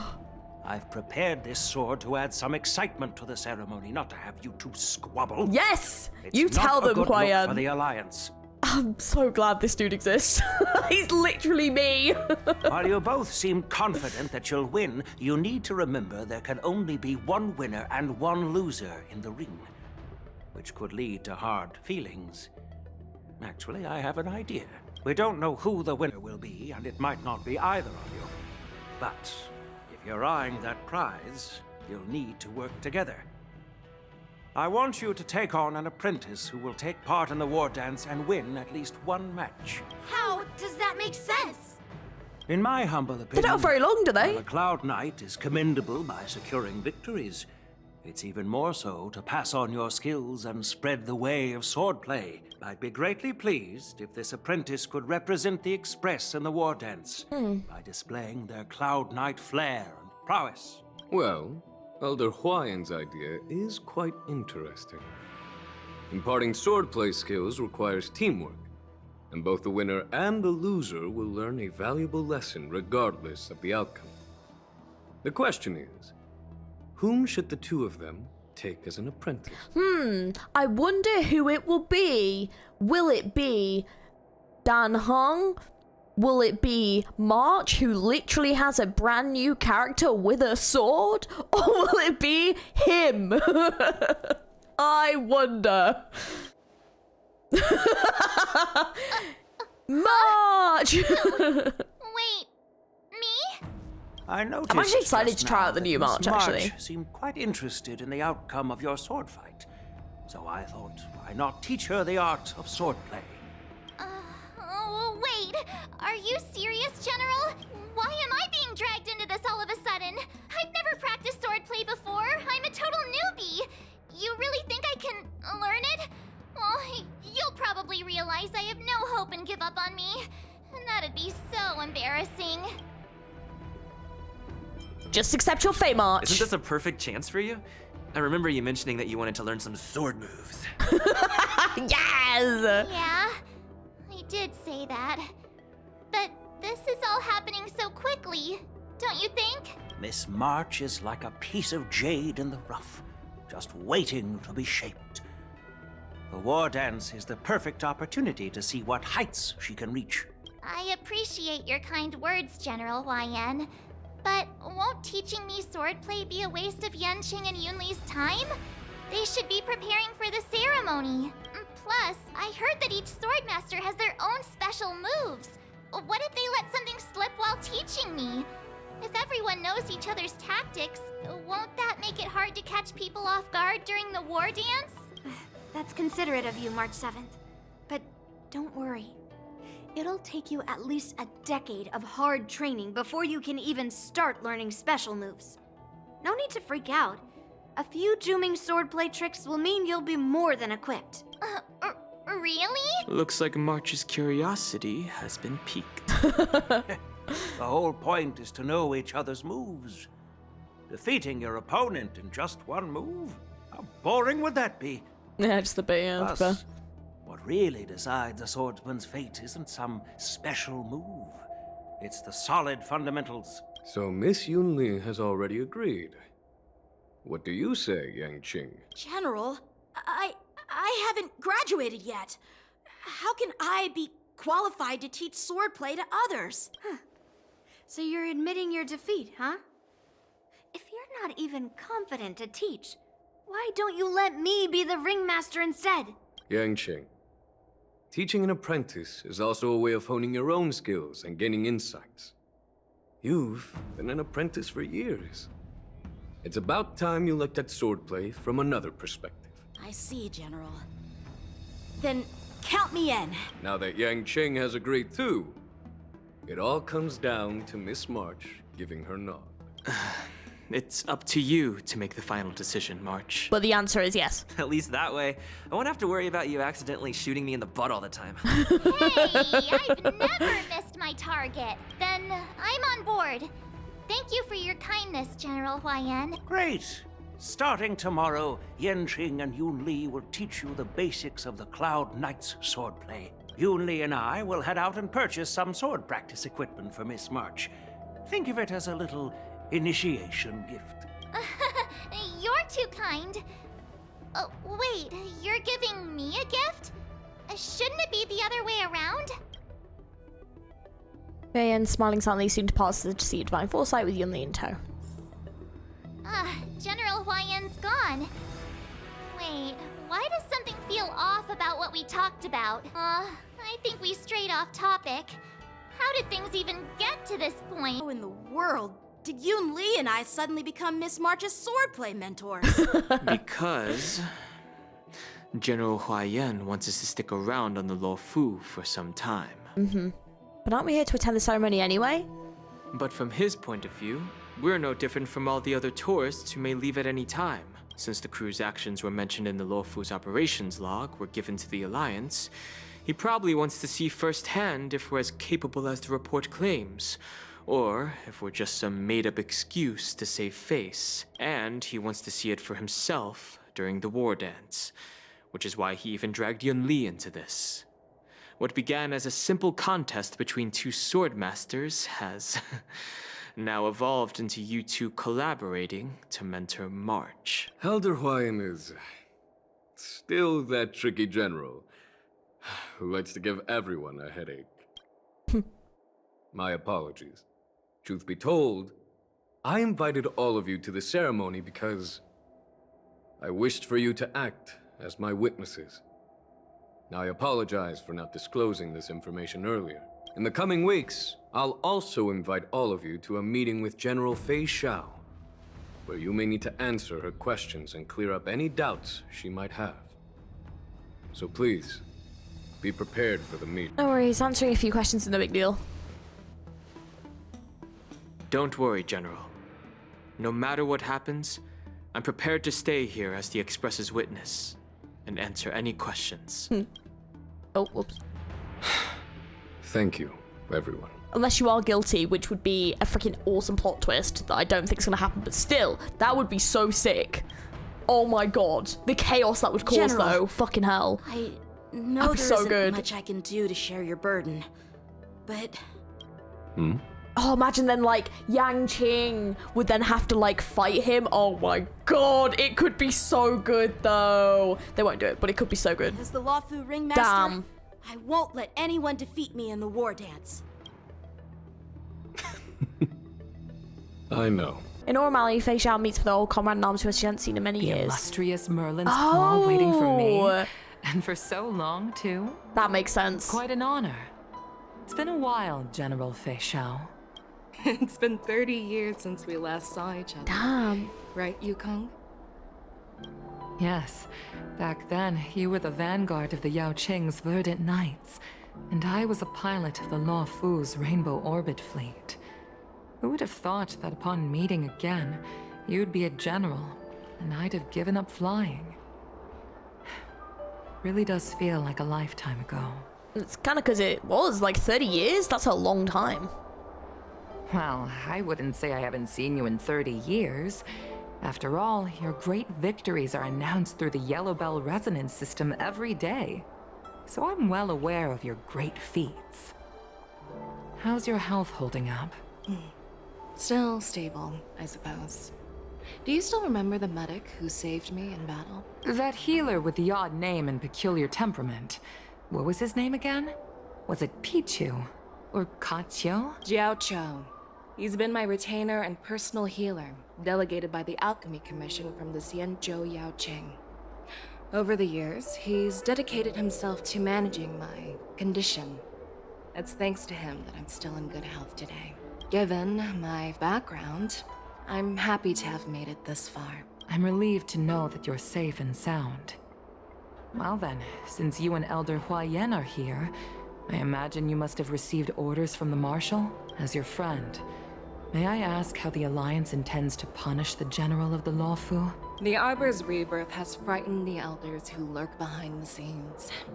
They fear the resurgence of abominations, much like what happened 30 years ago. Although the reports from the Luofu explained all the details, we don't know if the Ruin Legion really invaded, or how exactly the Stellaron Hunters and the Astral Express became involved. This puzzle has many missing pieces. As you know, the fugitive Jing Liu, who mysteriously disappeared many years ago, has resurfaced.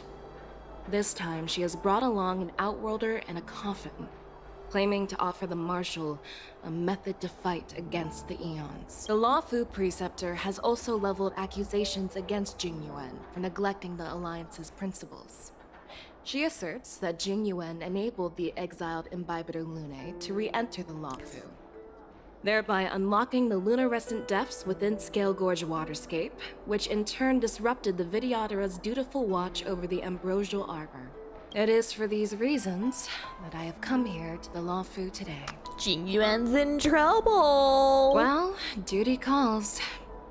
Perhaps I shouldn't have mentioned all of this to an uninvolved person, but since we once fought together, I didn't want to keep you in the dark. Perhaps pretending you didn't hear any of this would be for the best. I understand. I'm sorry. I was out of line. I know I shouldn't be defending General Jing Yuan right now, but... well, You know how I am. The Luofu has enjoyed centuries of stability since the end of the sedition of Imbibitor Lunae, much of which can be attributed to General Jing Yuan's masterful strategizing. Unfortunately, for long-life species, enduring through the ages always culminates in a failure that undoes all previous achievements. A moment that our adversaries relish. That's true. And that's why I'm also here for another purpose. To visit Hule. Hule? You mean that Hule? The Borisin warhead? The same Hule who has been imprisoned in the shackling prison for over 7 centuries? Yes, that Hule, yeah. The nemesis of the FEIXIANs who will never be forgiven and shall be imprisoned until the end of the cosmos. Oh, damn. I can't quite remember the exact wording, but yes, the very same Hule. Usually, only emissaries from the Xianzhou Yaoqing Skyfaring Commission visit him once every century. Why do you have to visit him now, of all times? The FEIXIANs and the Alliance made a pact to combat the abominations, aiming to achieve justice and free their kin. That werewolf monster is to be forever imprisoned in the dark recesses of the shackling prison, facing unending retribution. Given the situation on the Luofu, those on the Yaoqing are concerned about Hule's imprisonment. I'm afraid that the routine visit every century is no longer sufficient to ease their concerns. That's why I was sent here, to reassure them. He must be it's all bored. Bad news. Well, not everything. There might be a silver lining. Oh, by the way, I found some clues about the thing you asked for. Tell me more. The Verdant Knights followed the route you mentioned and discovered the wreckage of the Whistling Flame ship. Unfortunately, there were no survivors and no cargo. However, someone had already been on the scene before we arrived. Our people? Or someone from the IPC? No, neither. Yukong, have you heard of a person named Ron May? Yes, we have. Is this to do with Qing Yuan? After a day of running around, you finally arrive at Petrichor Inn for a well-deserved rest. Nap time! This night, your restlessness from meeting the general and the bustling crowd before the war dance keeps you from falling asleep. Sounds about right. Day 2. I'm still feeling sleepy. Mate! Oh, dude, why? Did I oversleep? Where did March and Donhung go? I don't know. Oh, they're over there.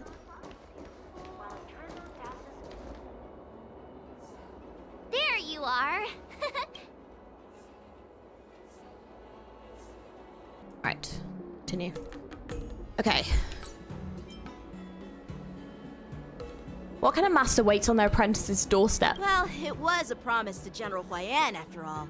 I woke up especially early, so I can start teaching Miss March swordplay. Oh, he's good. Hey, why are you blushing, Master Yanqing? This is, the first time someone has called me Master. I need to, get used to it. Let me make it clear. Swordplay training is about improving your body, mind, and strength. It's not a casual game you can master overnight.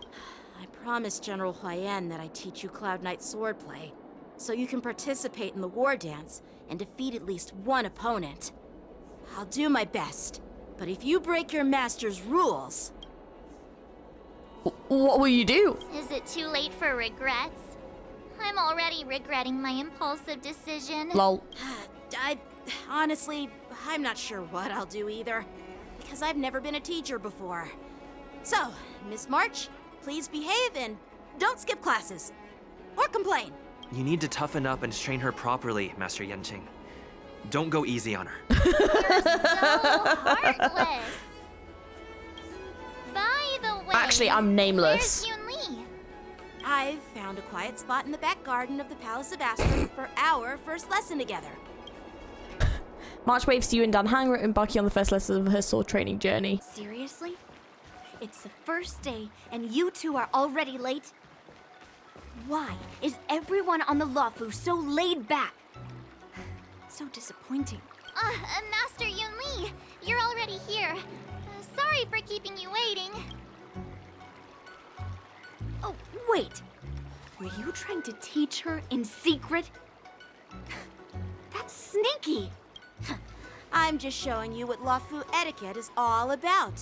She might be my apprentice, but it's customary for the master to personally escort their apprentice to the place of learning.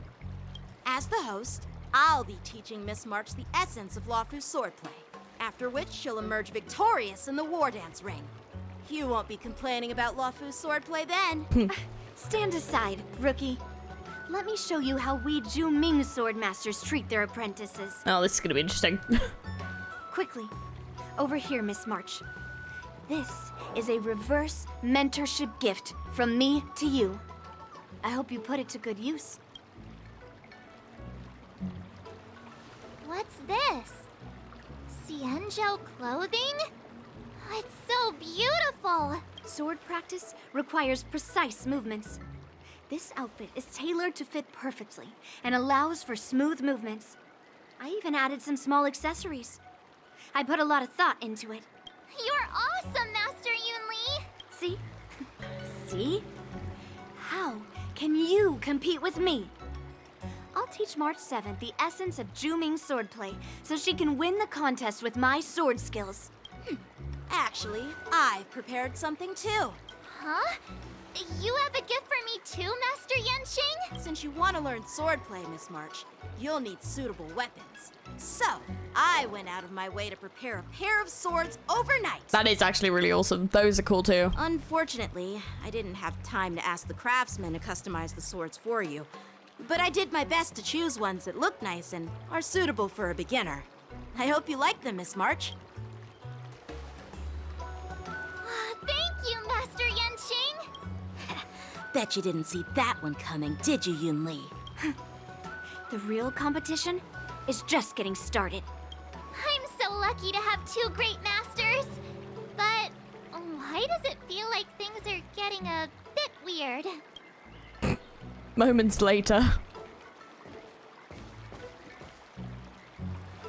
So what do you think, masters? Does this outfit suit me? It is actually really cute. Perfect. I chose it carefully. It's perfect for beautiful young swordswomen like you and me. All right, let's get started with the training. The person next to me is a Cloud Knight instructor I've brought in. For your first lesson, try exchanging a couple of moves with him. Wait. We're having actual combat training for the first lesson? Isn't that a bit too intense? Well, I heard you have some experience with archery and martial arts.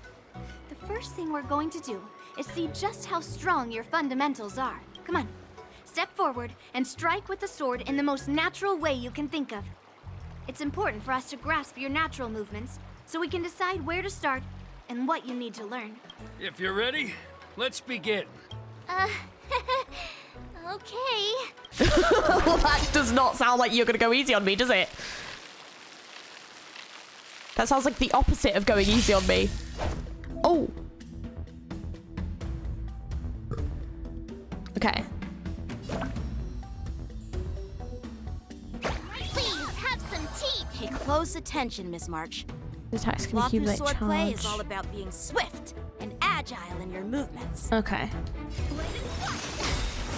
Oh, okay, because she's put the buff on him. Ignore him. Strength is everything. Like this?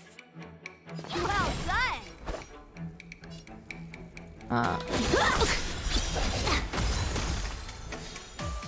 Practice is over. Swords descend! Yes, you! Again. Right on time. Time for swordplay. I'm starting to get the hang of it. Strike apart. Awesome! You'll make good practice with a true heart and focused Oh, mind. nice. Here I Okay. come. So she gets a strong attack for every built bit of buff. Got it. Melt!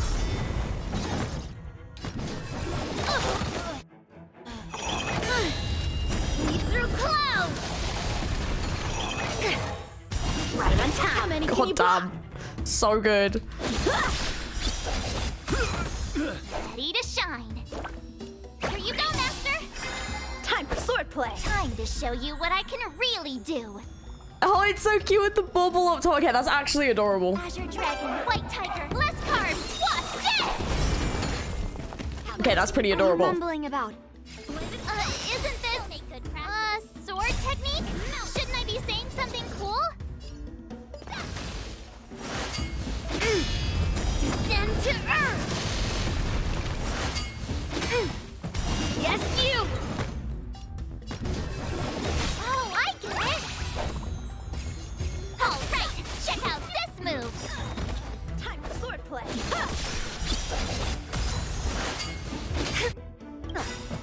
Right on time. Practice is over. Swords descend! Okay, I can see why she's a 4-star. Because obviously canonly to the story, it wouldn't really make much sense. Lesson to be But the movesets are pretty cute. Like, that's pretty cute. Miss March has quick hands and a flexible body. She's a perfect fit for practicing Luofu swordplay. However, she lacks strength, and her strikes were a bit unfocused. But don't worry, that's totally normal for beginners. Once she starts practicing Juming swordplay, she'll make heaps of progress. Given the situation, I believe Miss March should start by working on her strength. Oh. Seriously, do you actually know anything about swordplay, or what? I could ask you the same thing. Dual swords require agility. So what's more important than footwork? Instead of focusing on her strengths, we should address her weaknesses. The drawback of wielding 2 swords is not generating enough force. What good is being quick on your feet if you don't have strength? It's not like we're dancing here. Skilled sword masters know how to play to their strengths and work on their weaknesses. Start with what you're good at, then tackle your weaknesses. That's the right way to learn. You're quite the theorist, huh?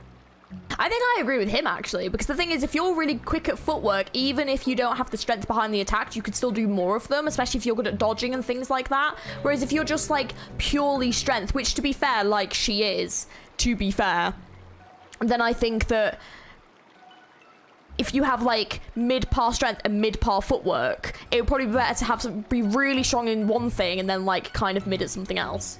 Because, you know, you can work on strength wherever, really. So I think I agree with him, but... You claim to be able to talk to swords. So what does that make you? A lunatic? Hey, it's only my first lesson, and you're already arguing. Come on, calm down, Masters. I'll have to improve both my footwork and strength anyway, so it doesn't matter which one comes first. But it does matter. Just listen to me, March 7th. Aww. Thus begins the journey of March 7th sword training. And good luck with that. Time marches on and days turn to more. Dear Himeko, Mr. Yang, and Pom Pom, we're all good here on the Xianzhou Luofu, so no need to worry. By the way, how's your trip going?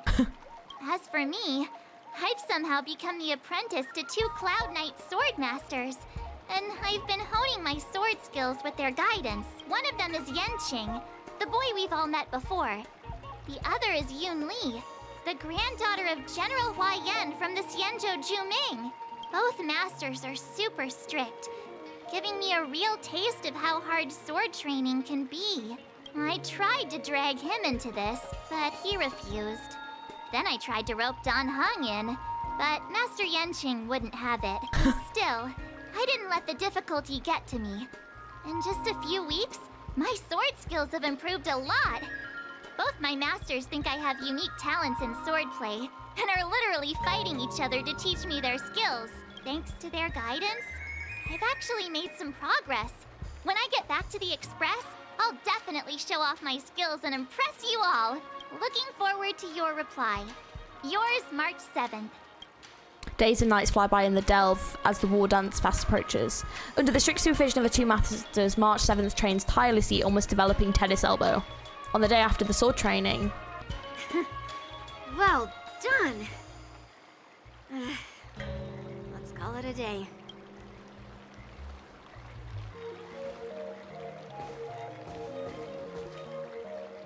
Miss March's sword skills are really coming along. She'll hold her own just fine in the war dance. Maybe have a chance to defeat my masters? Perhaps I might have a shot at beating both masters in the ring?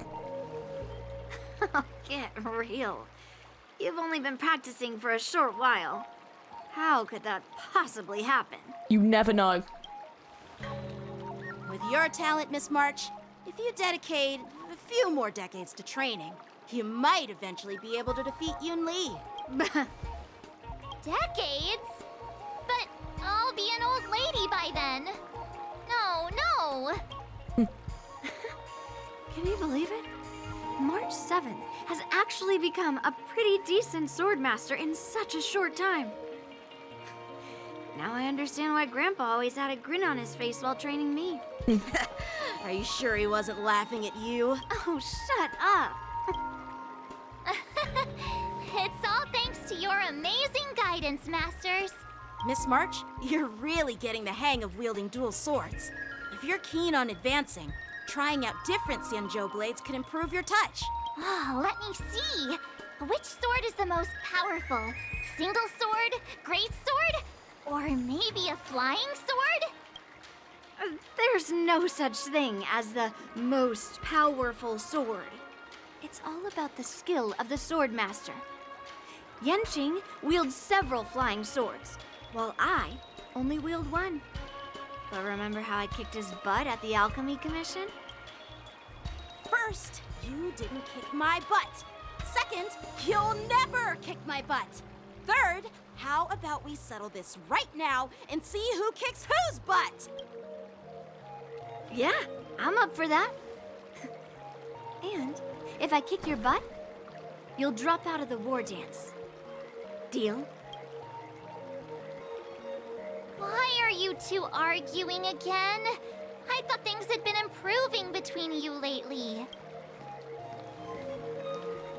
There was talk that the leading disciples of the Luofu and Zhuming generals were supposed to face off in the war dance, but for some reason, they suddenly teamed up to train an apprentice of their own. Turns out, the rumors are true.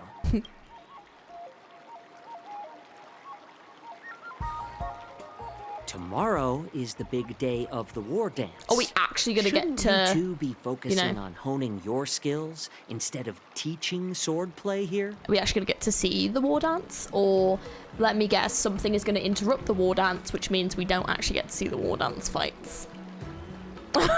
Knowing my luck in this game. Oh, that's right. You're the pink-haired fox from the Yaoqing. The healer working for the general of the Xianzhou Yaoqing. Ah, got it. So, you're the participant attending the war dance on behalf of the Yaoqing. And you were trying to sneak a peek at our training? Sorry for the misunderstanding. I don't know anything about martial arts. I'm just here on the general's orders to take care of some official business. I didn't mean to interrupt your training. I'll be on my way. If you know nothing about martial arts, why were you smirking earlier? Well, my curiosity got the better of me, I suppose.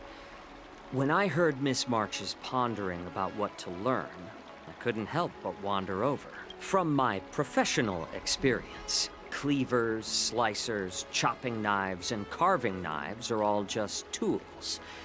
Kind of like frying, sautéing, boiling, and deep frying in cooking. They're just ways for people to show off their skills. How you use them really depends on the ingredients you're working with. It's like your sword teaching methods. If you align your ingredient, in other words, your apprentice's natural tendencies, with the right cooking method, by which I mean the teaching method that best suits her, she'll make double the progress in half the time. For example, golden eggplant tastes best when fried, cloud peppers when stir-fried, and yellow boulder beef when simmered. It's all about discovering the nature of the ingredients. I mean, apprentice.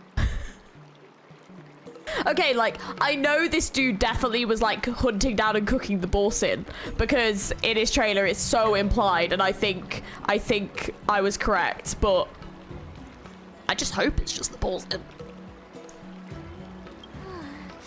All this talk about food is making me hungry. Aren't you a healer? Why are you talking about food? Well, it's just a metaphor.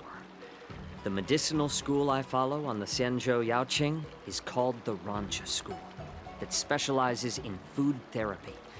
So it's only natural that I know a thing or two about cooking. Makes sense. So, you're the General's cook? I'm a healer.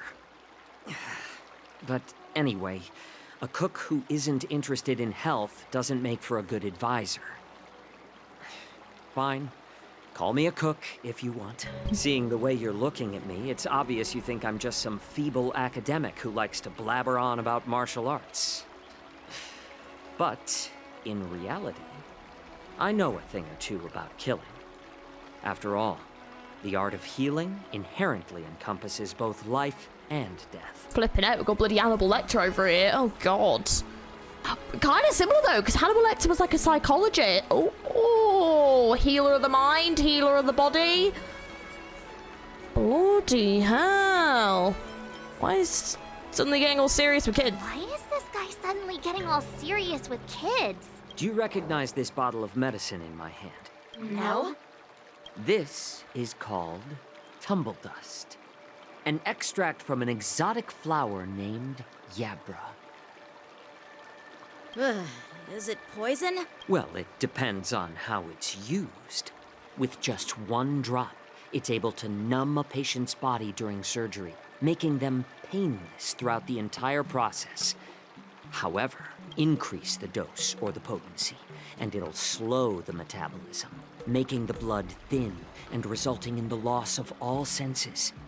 Even long-life species cannot escape its effects. Is this a threat? This thing can save lives or take them. It's more powerful than the swords in your hands. This might be a threat. That may be so. But still, I prefer settling things with a sword than, you know. Huh. Looks like I did get you all wrong. You're not a feeble scholar, but a sinister and despicable one. Hey, why the insults all of a sudden? I'm just sharing some medical knowledge here. Not persuading you to poison anyone. Seems like you get real excited when talking about poison. I can't tell if that's an honorable thing or sinister. Shit it out. Picture this. 2 individuals. The one standing is full of malice. The other lying down is honorable and righteous. How can the one who's lying down label the one standing as sinister? In the throes of combat, where life and death hinge on a singular moment, every idea fades into nothingness. The only thing that matters is staying alive. Surviving the battlefield reshapes all notions of worth, be it integrity or treachery. In my eyes, their significance is negligible. Perhaps you've underestimated Yunli and me, Mr. Jiaoqiu. We may be young, but we've seen our fair share of war. Well, then you should know that the war dance is nothing more than a contest. So why are you so focused on it? When I was appointed as the ringmaster for the war dance, I asked the general, we Cloud Knights are supposed to charge into the fray and slay enemies. Why do we have to swing swords in a ring just to please an audience? And this is how the general replied. To unsheath your sword in a ring is no different than on the battlefield, as your sword reveals the might of all Cloud Knights. The war dance is the perfect chance to showcase martial virtue and forge alliances from all over the cosmos. When we unsheath the sword without drawing blood, we not only display our might, but also the martial virtue of the Cloud Knights. That's quite an insightful statement, Yanqing. Well, my apologies for being so short-sighted. I've been on the Luofu for quite some time, but I haven't had the chance to see the ceremony venue for myself yet. Hearing you speak so highly of it has piqued my curiosity. Would you mind showing me around? You want to see the Sky Splitter ship where the war dance will be held? Let's go! I bet Yun Li and Miss March haven't seen it either, right? Well then, I'll give you all a tour. Looks like a lot of other visitors have also come to catch a glimpse of the Sky Splitter.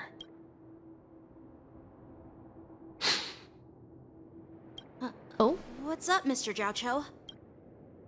No, it's nothing. The way he, like, sniffed just then, that was kind of weird. Do you see that airship in the distance? That's the Sky Splitter, the venue for the war dance ceremony. It doesn't look all that impressive from this distance. The Sky Splitter is actually a decommissioned Luofu military vessel. People aren't allowed on board until the war dance officially commences. Tomorrow, when the bell rings and the ceremonial cannons roar, I'll be there representing the Cloud Knights of the Xianzhou Luofu, standing in the ring, ready to take on challengers from all over the cosmos. Since I was a kid, I've been training in swordplay and the art of war under the general. Every day, I'd swing my sword 10,000 times, and then thrust it 10,000 times, repeating the process over and over. I understand that I'm not like other kids. I never envied the toys and freedom they all had. I never found sword practice boring or hard, even in the thick of battle. Facing down savage abominations, I never felt scared. Each day, I could feel myself getting stronger and stronger, and I racked up countless victories. It's the best feeling in the world. But then, I faced a really tough opponent. And just one slash shattered my confidence into 1,000 pieces. That's when I felt true fear for the first time. I think that was Jing Liu, right? Maybe that's what Mr. Zhao Cho meant by life and death hinge on a singular moment. Every idea fades into nothingness. Yeah, I think that makes sense. I think that Zhao Che is coming from the perspective of a war veteran that I think has been in a lot of very impossible situations, it kind of feels like, and maybe has had to do things to survive that morally wouldn't necessarily hold up to the moral standards of like Yang Qing and Yun Li, for example, with the way that they kind of reacted to things that he was saying in that conversation. Whereas for Yang Qing, I think Yang Qing has seen war, but hasn't really had to struggle in that same way until he finally faced Jing Liu, and I think that really shook him of this thing of like, because, you know, when you're a child, even if you know, he is pretty mature for his age, but if you're always winning and winning and winning and winning and winning, you're gonna get this kind of ego and this sort of presumed maturity that everyone is gonna treat you in a certain way and that you should be treated in a certain way because you've kind of earned your stripes and stuff, even if you're quite young. But when actually someone comes and kind of gives you that reality check, that ego completely deflates and you kind of have to kind of start again and realize like there is a naivety that comes with being young, but it's okay to learn from that. And you know, you don't need to be amazing at swordplay and be the best sword master ever at your age. You can still learn and take your time to get to that point. And I think Yang Qing is definitely sort of calmed that down a lot now, seeing in this quest, and I think it's quite good to see that he has kind of had this like reality check. But I think it's nice to see Yang Qing recognizes that and has learned from that, and I think it's probably the main difference between him and Yun Li, I'd probably say. After that, I had to pick up the pieces and try to put myself back together.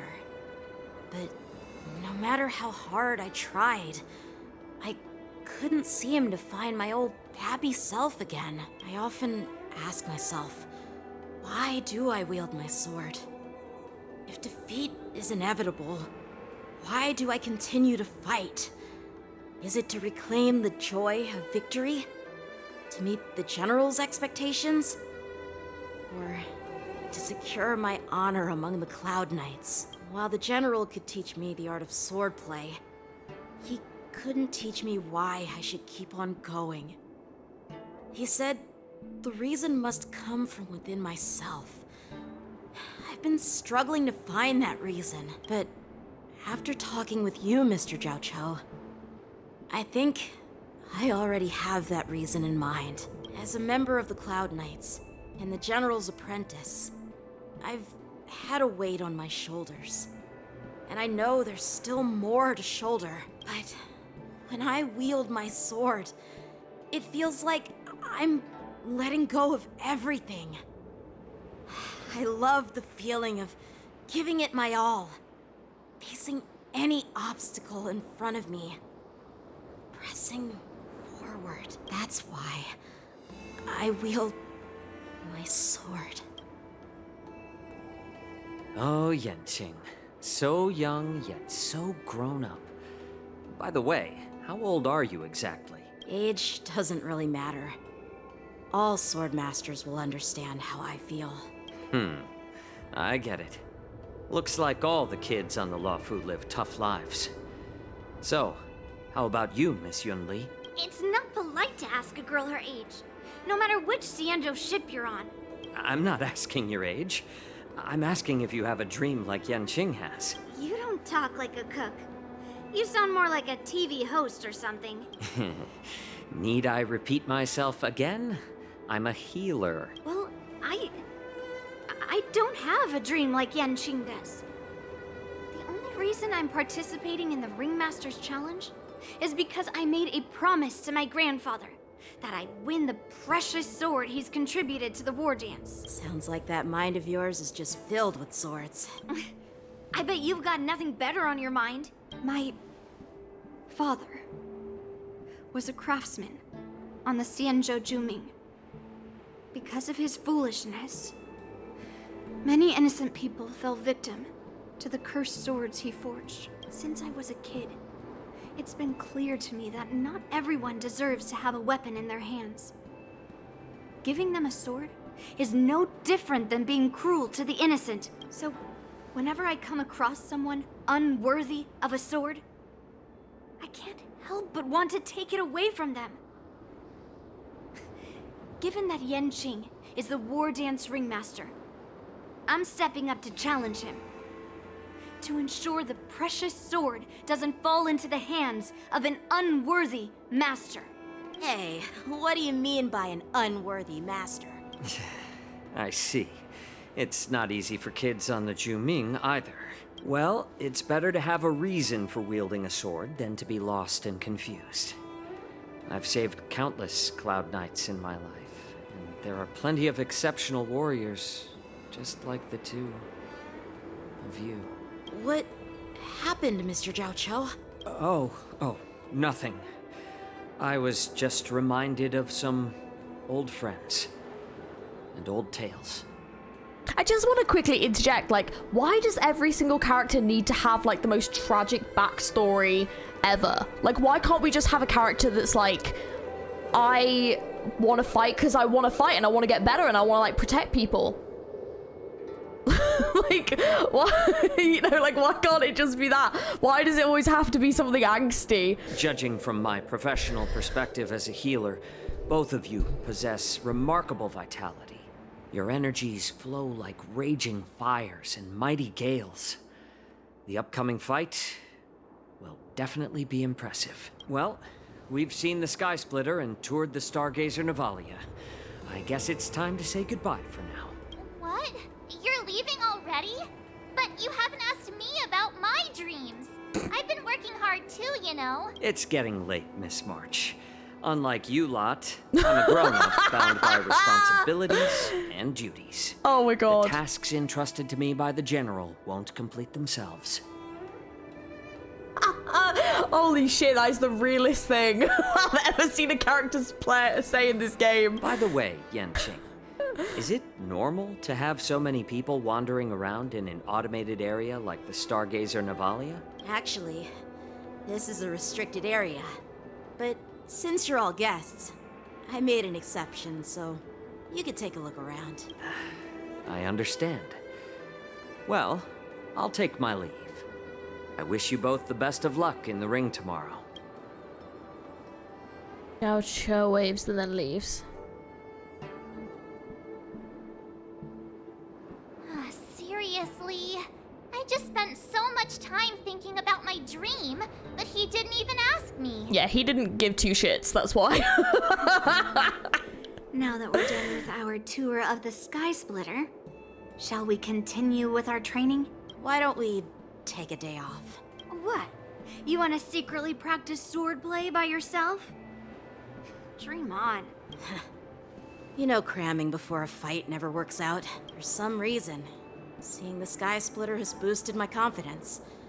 So, I've decided to conserve my strength for tomorrow. All right. I'll take you out of the Stargazer Navalia. Oh, just shut up, Red Fang. This is not a beast ship. I need some time to take care of things. You willingly donned the skin of a lowly I beast freaking to knew join it. this mission, Oh my god, when he was dedicating smelling yourself to before. our glorious cause. And now you're telling me you can't handle it? Do you realize how many ships we need? Yeah, I think they're Borsin that are disguised. When he sniffed before, he kind of looked a bit strange. So, like, yeah, I was thinking, oh my god, I bet, like, some of them are Borsin disguised. Like, that dude at the beginning that looked really, like, dodgy about stuff, I was like, I bet he's a Borsin as well. I'm doing my best, all right? It takes time to figure all this out. When the guns go off tomorrow, all eyes will be on it. That'll be our only chance. How's that? Who's there?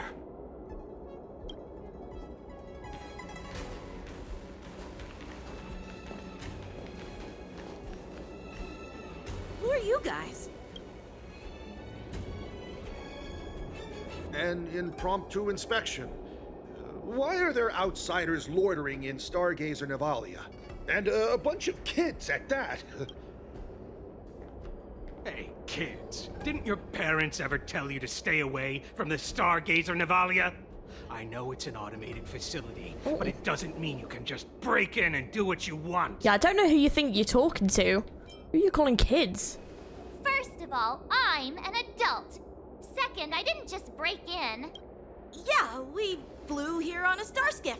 Like, whoosh! Well, I'm not trying to tell you off, but this place is off limits to the public, you know? Big sis, let's go. I want to play in Everhunt Plains.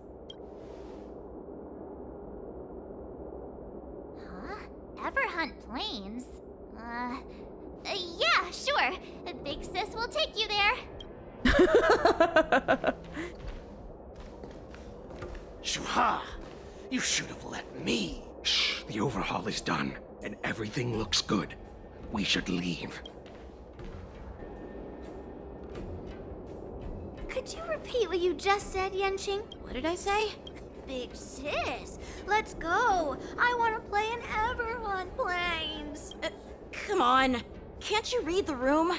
Something is definitely off about the 3 people we just met. Yeah, anyone could see that. I just wanted to hear you say it again. That pink-haired fox tried to say something. I'm pretty sure he sensed something fishy. Since he's not familiar with this place, he just dropped us a hint. But you didn't seem to be paying attention at all. I knew that from the beginning. That Cloud Knight didn't recognize Master Yanqing. That Cloud Knight didn't recognize Master Yenqing at all. That's really weird. What? Is he famous on the Luofu or something? Not even the Cloud Knights on the Juming, who all know my glorious name, might recognize my face. You have a point. A Cloud Knight, a member from the Skyfaring Commission, and a craftsman.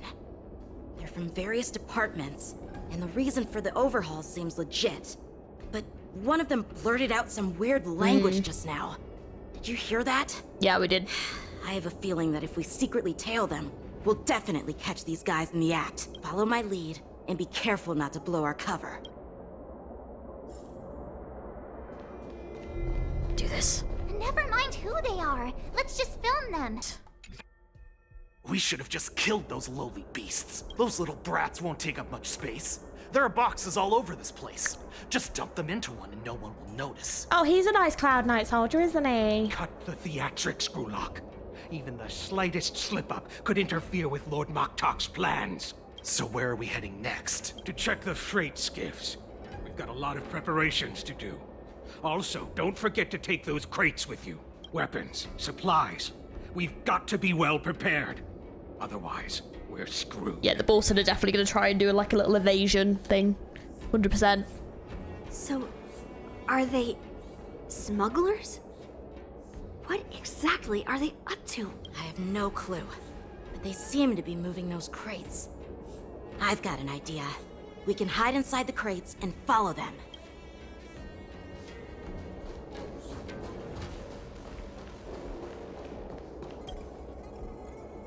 Take advantage of temporary absence of the group. Cautiously approach the crate and call inside. Ugh, so cramped in here. I can hardly breathe. Just hang in there. Shh. Bloody hell, your first footsteps pacing back and forth beside the crate. If someone was to open the crate at the moment, they would certainly catch you in your ridiculous high position. Fortunately, that doesn't happen. The floating mechanism at the bottom of the crate is activated. You feel it begin to drift slowly forward. After what feels like an entire amber era of holding breath in silence, you heard the sound of the crate touching down. Let's just put the cargo here for now, all right? Then we'll move on to inspect the ships. Lord Moktok said that as soon as we're done, we're to board the freight skiff and leave this place. Don't worry, I've changed the shipping schedule. You two, come with me. Is it just me? I keep smelling that stench of lowly beasts everywhere we go. Don't be so paranoid. The departing footsteps sound like a signal, prompting you to breathe a sigh of relief. Looks like they're planning to escape on the skiffs in Stargazer Navalia. They keep talking about their plans, but where do they come from? And what do they want to do on the Xianzhou? They're definitely up to something bad. Wait, they disappeared. Let's catch up to them. And make sure to keep an eye on them. Hide out of sight as soon as there's any sign of activity. Don't be so paranoid. We're running out of time. Get over here! Shuhard, I'm coming! Oh shit, where'd he go? They're leaving. We should catch up to them. Quickly! But he's running! Watch out! They're on high alert! Oh. he just started like sprinting away.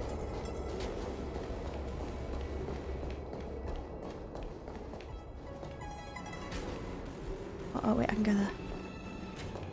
What are they up to? It's terrifying. They're all wearing official uniforms, but I'm pretty sure they're not members of the Skyfaring Commission, It's terrifying. the Artisanship Commission, or the Cloud Knights. This is way too suspicious. Never mind who they are. Let's just film them. That way, if they do anything bad, we'll have solid evidence against them. Okay, so 3x zoom. Look at this. A freight star skiff with enough room to fit at least 20 of my men. I'll let the others know and have them prepare more star skiffs. Oh shit. Once we're past the checkpoint, there will be beast ships waiting for us. Lord Moktok is ready. The revival of our ancient bloodline all hinges on this operation. What did he just say? Beast ships? Who's there? Oh, shite. It's those brats! I told you to get rid of them, but you didn't listen, you idiot! Wipe them all out! Yeah, knew it. Knew it. Knew it. So is that Cloud? I was gonna say, are they not Adusa! as well? Die, you lowly beasts! Here you go, Master!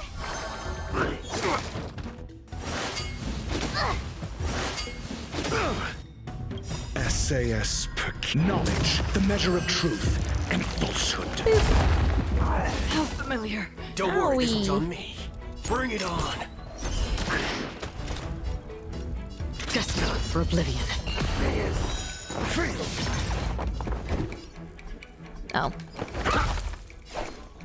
Oh yeah. I weep for the departed. It too shall fall. 0 points. There's no reasoning with you bunching him. Those with the loaded gun, those who dig their own grave. Let's duel. Time's up.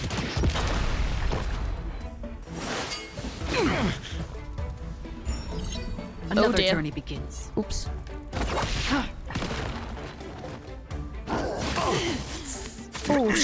Oh shit, that's not good. Well, we don't want that. Familiar. Don't worry, this one's on me. Trucker. Bring it on. There's your reward. There's no reasoning with those with the loaded gun, those who dig their own grave.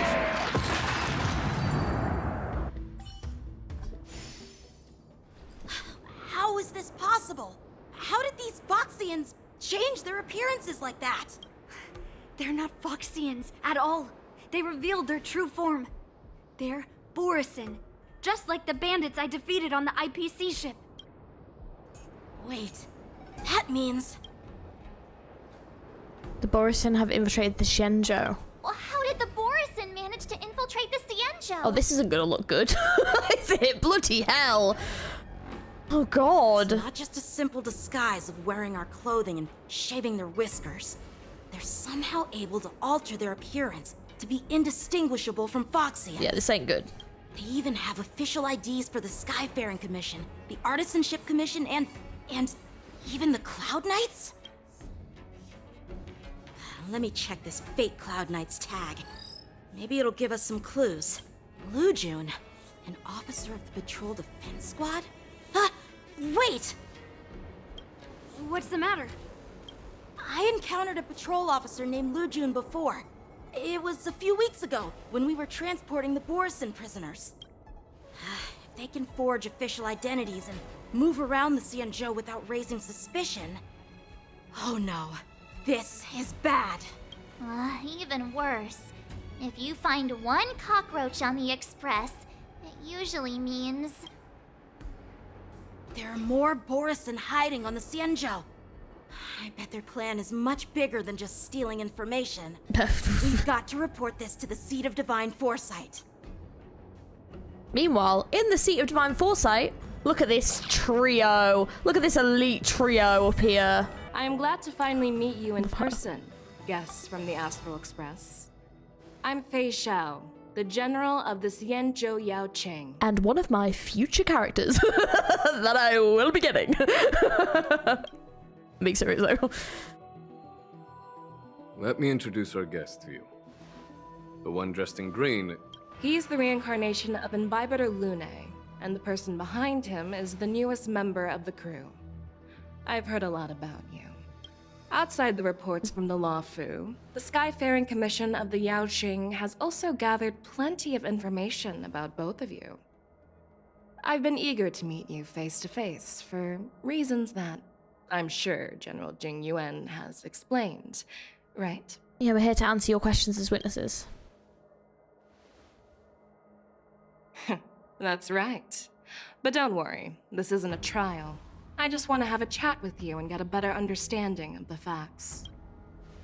According to General Jing Yuan's report, the Ruin Legion is to blame for the Ambrosial Arbor crisis, and all Arbiter Generals should pay attention to the Ruin Author's movements. Over the years, the Destruction's minions have wreaked havoc on countless worlds, and the Alliance has been keeping an eye on them. But no one expected them to join hands with the remnants of the Abundance.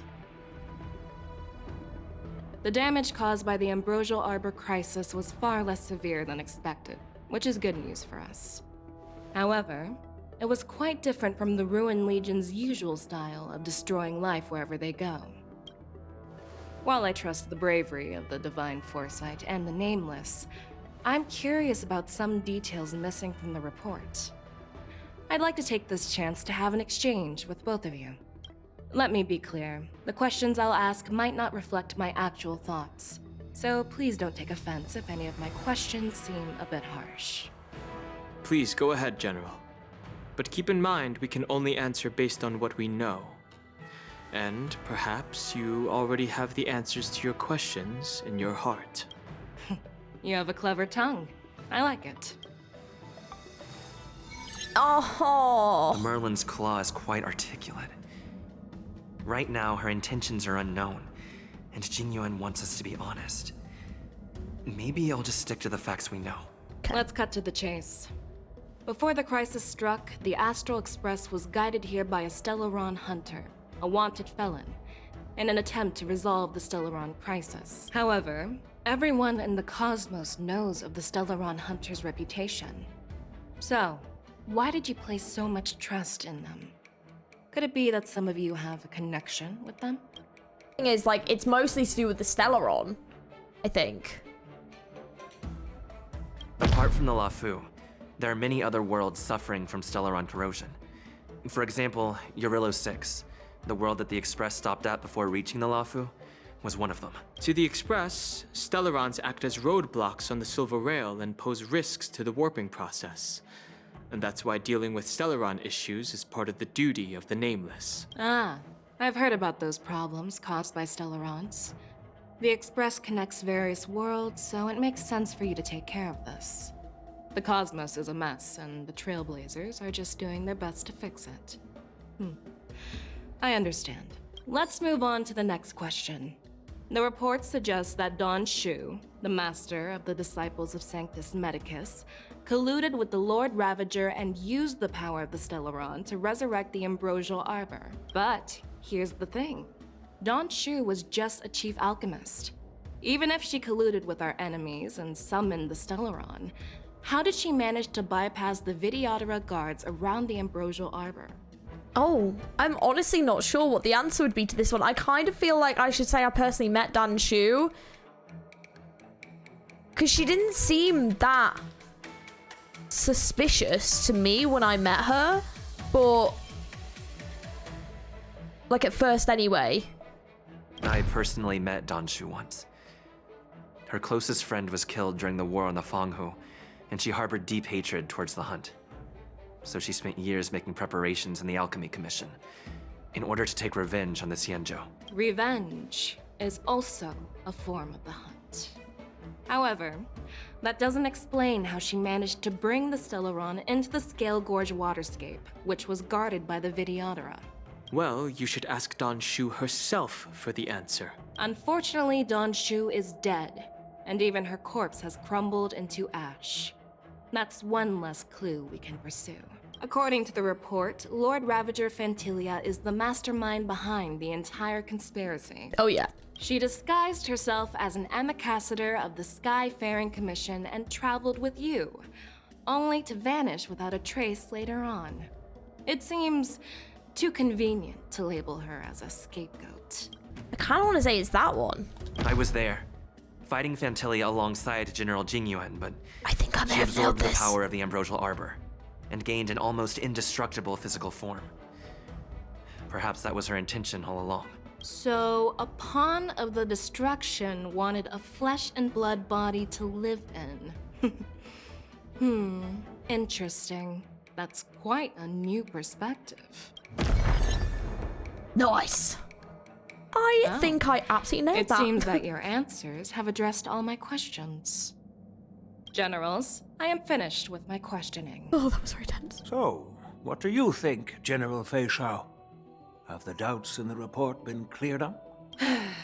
The two Nameless have been honest in their answers. Even though there are some tricky details, my intuition tells me there is nothing wrong. However, the 3 questions I posed earlier were not just for the Nameless, but for you too, General Jingyuan. First, the Disciples of Sanctus Medicus grew uninterrupted on the Luofu, yet the 6 charioteers were not aware of it. That was a dereliction of duty. Second, you believed in the Stellaron Hunter's prophecy and entrusted outsiders to solve the crisis, even granting them access to the Plague Mark. That was a dereliction of responsibility. Third, you insist on holding the war dance right after the Ambrosial Arbor crisis, putting the Luofu back in the spotlight. That is a dereliction of wisdom. Holy shit. Merlin's Claw. Is this your line of thinking? Or the 10 Lords? From the moment I walked in, I made it clear that the questions I'd ask might not reflect my actual thoughts. The Disciples of Sanctus Medicus were deeply rooted and had been plotting for a long time. I admit it was my negligence for not noticing it earlier. As for the Stellaron Hunter's prophecy, I didn't believe all of it. But in the end, the Luofu did survive the Ambrosial Arbor crisis. So, I think it's safe to say that Elio's prophecy about the future holds some merit. And as for the war dance, do you think I'm unaware of the risks? However, risks can also be opportunities. The Luofu has lain low for too long. I believe it's time to stir up the dregs hidden in the depths and wash them away once and for all. Oh, so he's also using the war dance as the opportunity to basically dig out anyone else who's like plotting, because this is like the perfect time for anyone to like try and attack, basically. Just as I expected from our sophisticated divine foresight.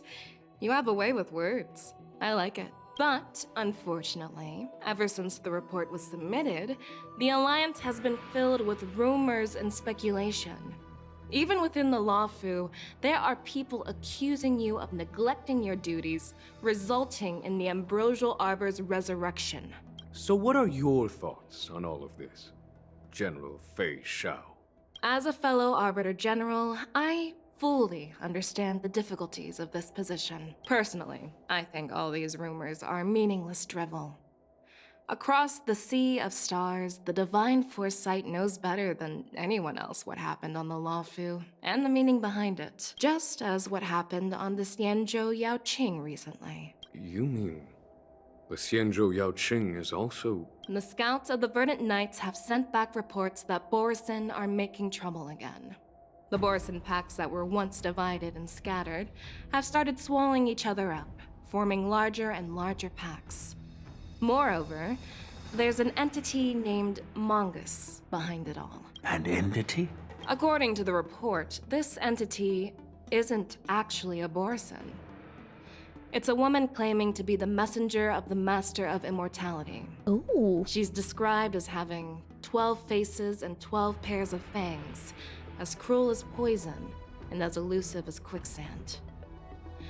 The Borisin believe she'll give them a chance to rise again. Ooh, that's interesting. That's Ventilia.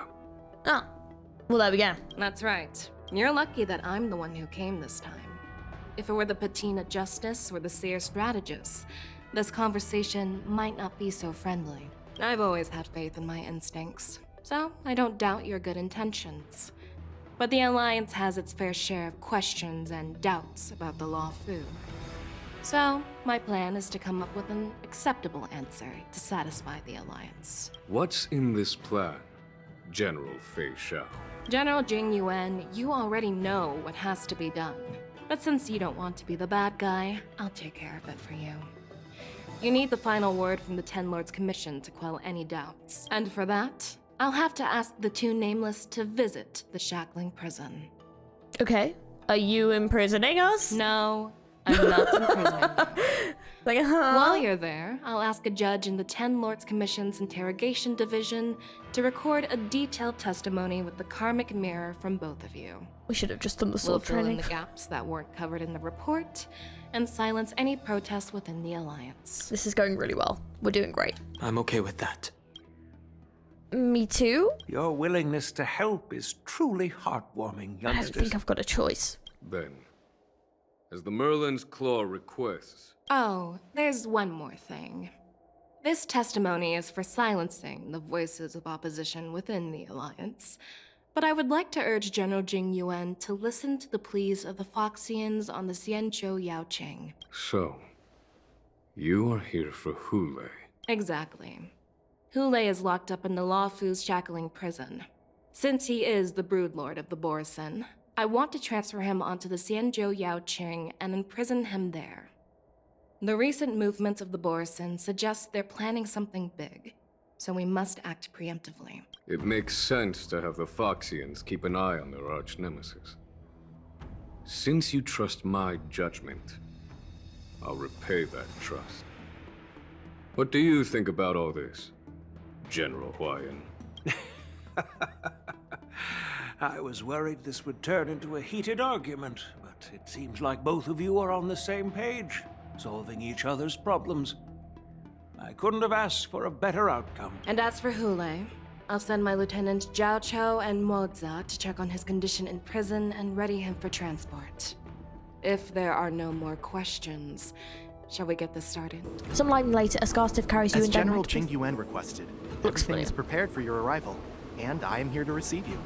The judges at the Interrogation Division also know your purpose in coming. Wee. Wee!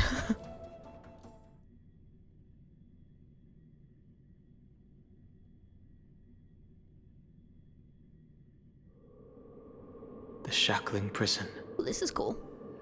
I didn't expect to be back here after all these years. Danhong. Don't worry about me. If you're ready, I'll open the gate for you. This is the entrance to the shackling prison? This is one of many entrances used for temporary access. Since you're not actual prisoners, it makes sense for you to use this entrance. Please come on in, dear guests. Ready to go in.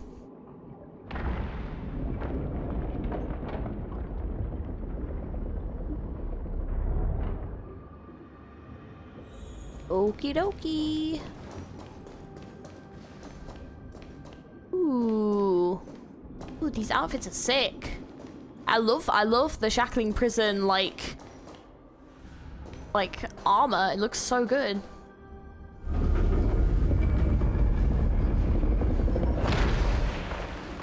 Yeah, the design is pretty awesome.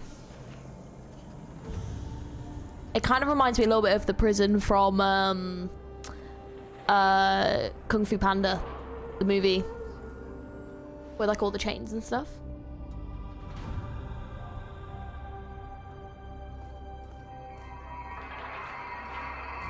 What are you looking at? The shackling prison on the Luofu is completely different from the one on the Yaoqing. It's completely underwater. Whether it's in the clouds or underwater, breaking free would still be a piece of cake for me. Still thinking about your old jailbreak tricks, huh? Forget it. You're free now. Just don't do anything stupid, or the judges will throw you back in there and lock you up for a few hundred years. You'll see me again in just a few days. Taking Hule back to the Yaoqing means a lot to the Foxians on the ship, and to the General herself. So stay alert.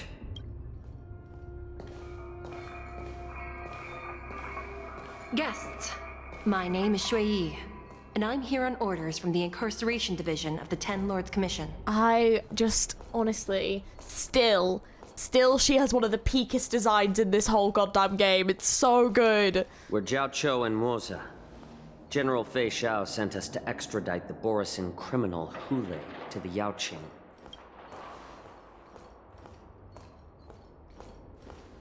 We're here to inspect the conditions of his imprisonment and make preparations for the handover and transportation. I assume you've been briefed, Your Honor. Your visit request has been approved. I'll be your guide for this trip. Prisoner Hule, the warhead and brood lord of the Borisin abominations of abundance and the arch-nemesis of the Foxians, is responsible for 2,123 wars of aggression and countless associated crimes. Due to his heinous acts, he has been imprisoned in the depths of the shackling prison and subjected to the punishment of the Forest of Swords until the end of time. He shall never be pardoned. No need to repeat his crimes and sentence, Your Honor. He is the greatest enemy of us Foxians. The stories of his atrocities are used to terrify our children. I'm well aware of every crime he's committed. Let's move on to the next step. When it comes to visiting criminals, there are rules in place to ensure your safety. I know you've heard legends about Hule since you were children, but your knowledge about him is likely very limited. Only the judges of the Ten Lords Commission truly know what kind of abomination is locked up at the bottom of the shackling prison.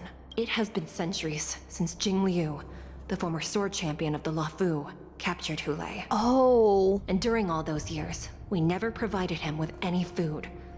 Yet he somehow managed to stay alive. It defies all the documented physical characteristics of the Borisin. Oh, hang on a minute, wait a second, right? So they deliberately didn't give him food and he survived anyway, and they're like, we don't know how he's doing that. Like, what? Why would you not have given him food?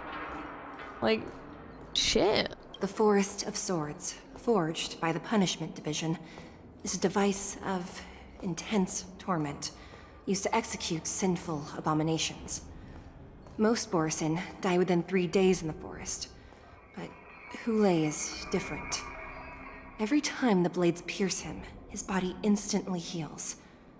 Despite the brutal punishment, he somehow manages to survive. Oh, he's gonna be fun to fight at the end of this, isn't he? Because let me guess, we're gonna be fighting him. The complex rules are there because of his abnormal characteristics.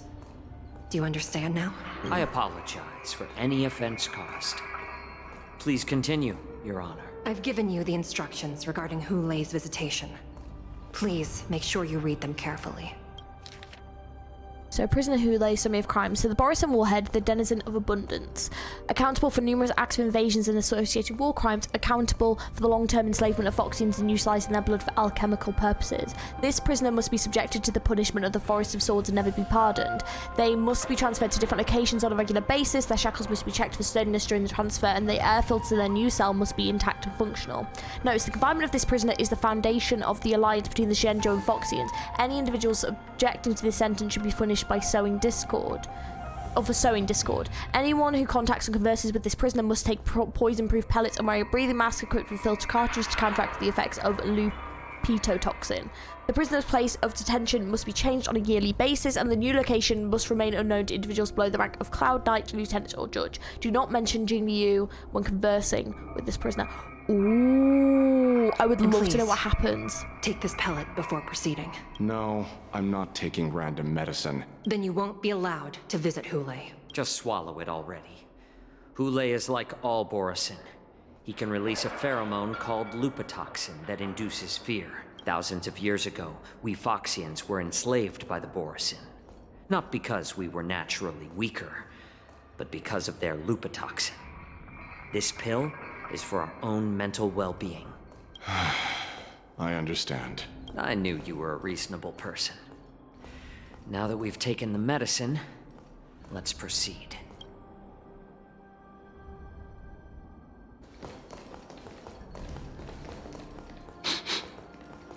Your Honor. What is it? No, never mind. Maybe I'm just imagining things. Let's keep moving.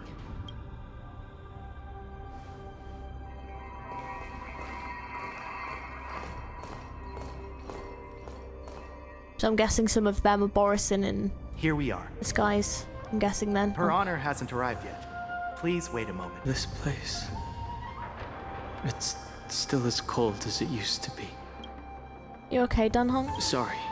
I was just reminiscing about some unpleasant memories. Oh, once we're done the testimony, we'll leave immediately. Thank you. It's all my fault that you were involved in the Xianzhou's problems. You shouldn't have to see the inside of the shackling prison.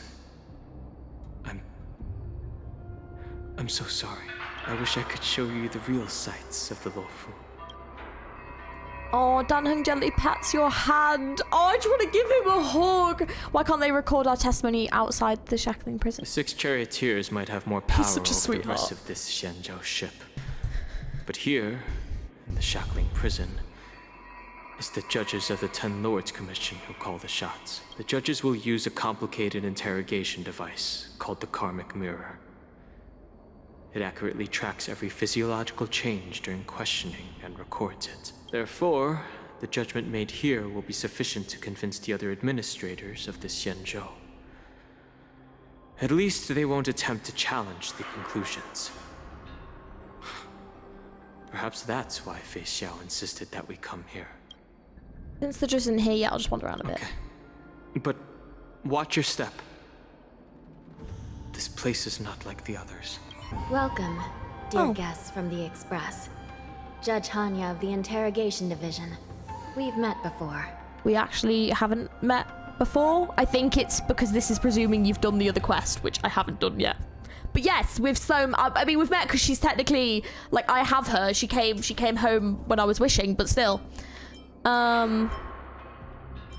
Miss Hanya? Glad to meet you again.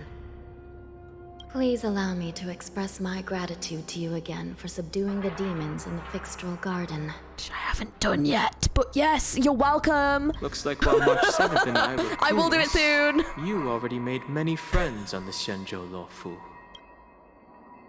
It was all a lucky coincidence. Even though you and I have met before, we can't show any favoritism under the 10 Lords.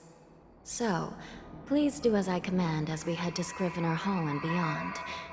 Don't do anything without my permission. This is not a place for ordinary mortals. You and Mr. Danheng, please come with me. Please lead the way, Your Honor. Please let me activate the mechanism before we all move forward. And please, watch your steps.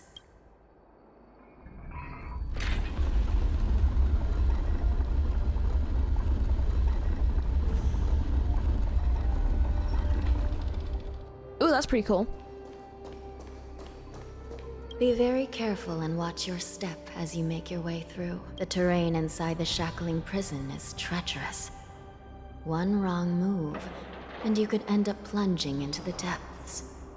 And if you're really unlucky, you might be frozen solid or burned to a crisp before anyone can help you. Gee. But with your skills, I don't think you need to worry about that. So are there really 18 floors here? You're funny. This prison does contain many layers. We even brought in Videodora Icor line craftsmen to introduce the ingenuity of Delve enchantment. What you're seeing now is just one part of the shackling prison. Is that true, Danheng? Perhaps. Judging from the appearance, much of the architecture in this prison has a Vidyadoran style. So, perhaps they did have a hand in building this place back then. As for how many floors there are, well, not even us judges know for sure. But there's a legend among us judges that a short-life prisoner once tried to escape, but ended up falling into the depths. And when we found him at the bottom, he was already an old man on the brink of death. Oh. Did he spend his whole life falling? Or did some long-life prisoner drain his life essence? We'll never know. Anyway, please don't try anything like that. I mean, I'll give it a go, but no promises. Please, come this way. You know, it could be fun, dude. I was a bit sus. What an eyesore. This place is packed with boxes and crates. Oh no. Ooh. These crates, they look oddly familiar. It's weird. A few days ago, the Spiritfarers received reports about an IPC transport ship that was attacked by Borison. Then, a bunch of those abominations were dumped into this place. I had a feeling there would be trouble during the war dance. But throwing both the pirates and the cargo in jail? That's a new one. The mechs in those crates are no joke. I heard the Intelligentsia Guild crafted something dangerous. We have many records in the Hall of Karma about these wise ones. They love to tinker with forbidden technologies, always trying to push the limits of ingenia. I caught a glimpse of the mechs in those crates, and they bear a striking resemblance to Borison. I wonder what they're planning this time. Probably nothing good. Well, business first. Let's keep moving.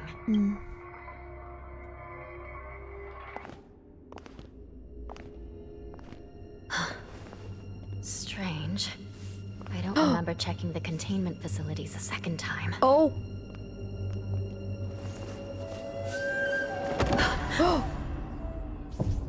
Oh!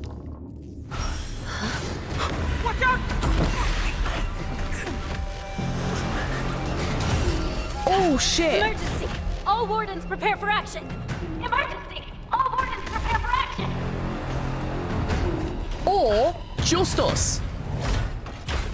Oh, that's a lot! How the hell are we gonna take over all those? What's happening here? Why are these things moving on their own? Something is wrong. The guards aren't responding. You fool! Damn, there's a lot of these things. This thing is going wild, just like a Borison. Looks like we're Flip on it our own is. with this one. God damn. Bring it on! How's this taste? I'm guessing that wasn't free. Answer me! 0 points. There's no reasoning with those with a loaded gun. Those who dig their own grave. Free will, or was it fate? I weep for the departed. It too shall fall. Destined for oblivion. Oh shit.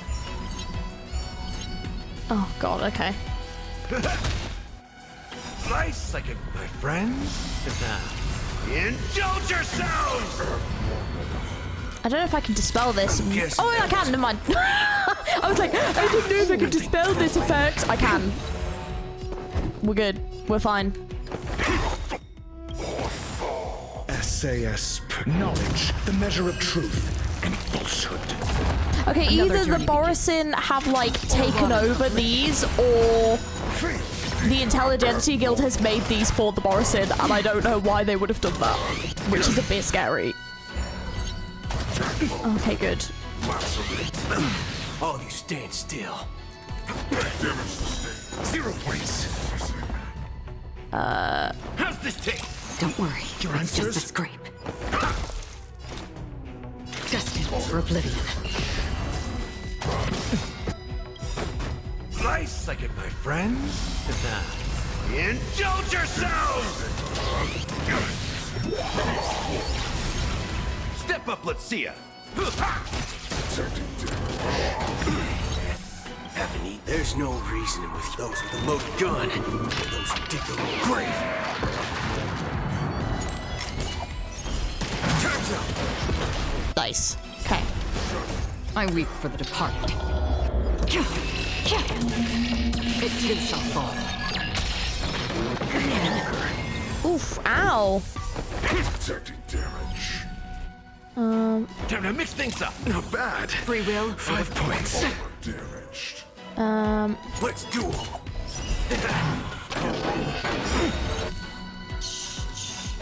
There's no reason those with a loaded gun. Those who dig their own grave. SAS Perkibi. Knowledge, the measure of truth and falsehood.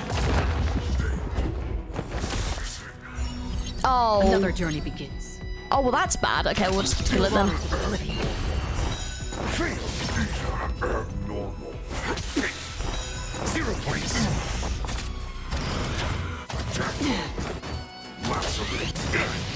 Oh, shit. Test. In the mood for another nice second, my friends? Indulge yourselves! Free will. Bring it on!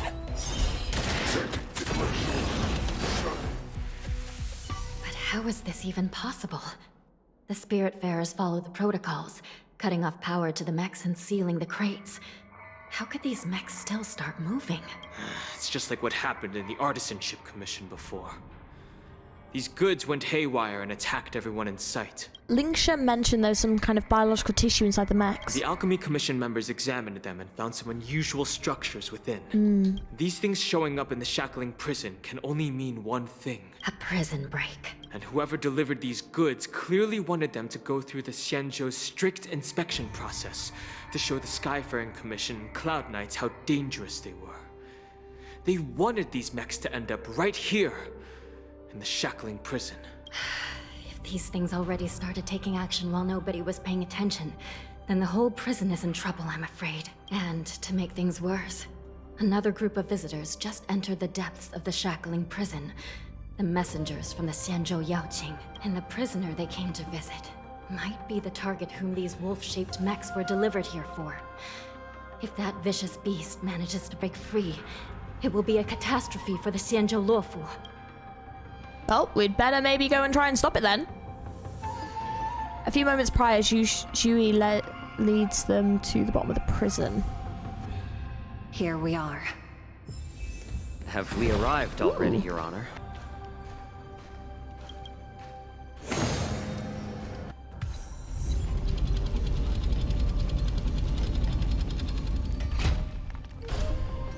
Oh, it's like a big key. That's pretty sick.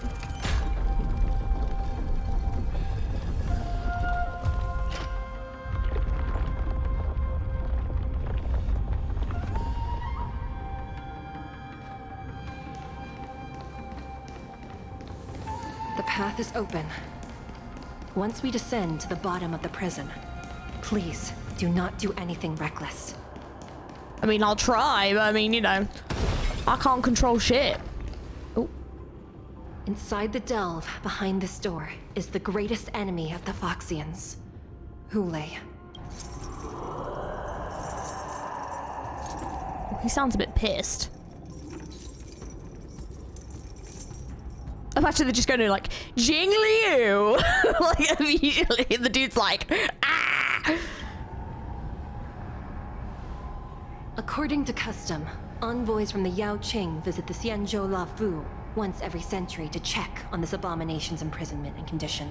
Even though the Ten Lords Commission sentenced Hule to the Forest of Swords, suffering every day for the rest of his life, I understand that the Yao Qing messengers want to see him dead. Unfortunately, for the past 7 centuries, they've had to return disappointed.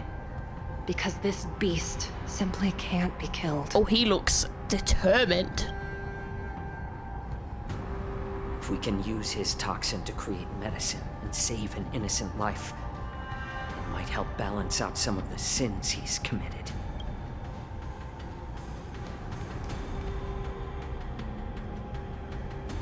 Could you be the key to a cure for the General? Hule. I was curious if that's who he meant, yeah.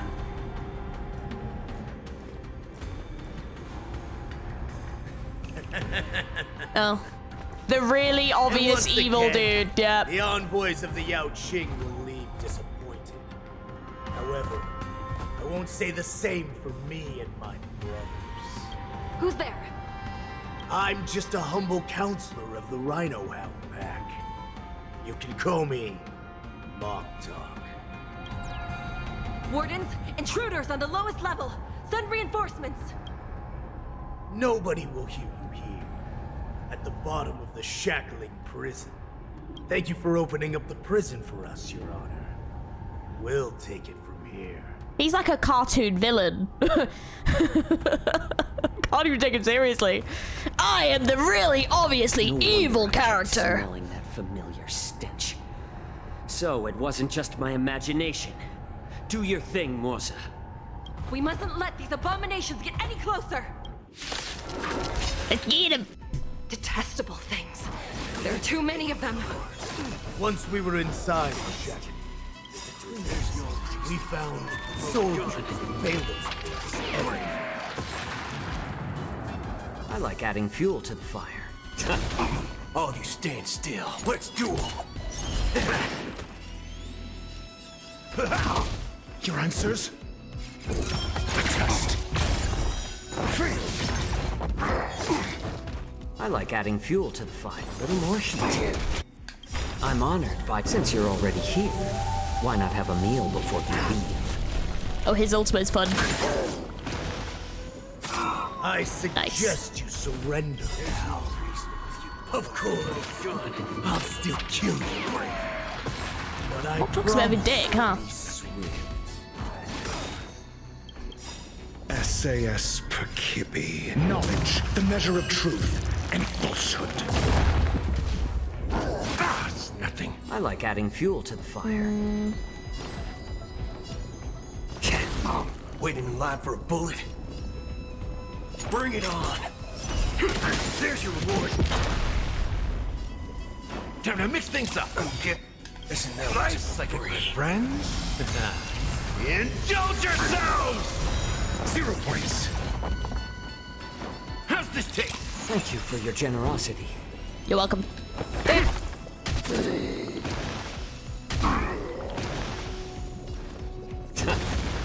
presumptuous. There we go. This is a bit nicer. This is a bit of a nicer way to go to this fight, not with everyone nearly dead. There's no reasoning with you. And we're gonna return that right back. Those who dig their own grave.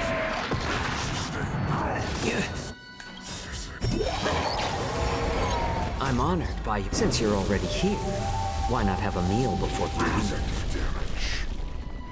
All of you stand still. Let's duel. In the mood for another beating? Time to mix things up. I'm guessing that wasn't free. Answer me. 0 points. There we go. That's a bit better. I like adding fuel to the fire.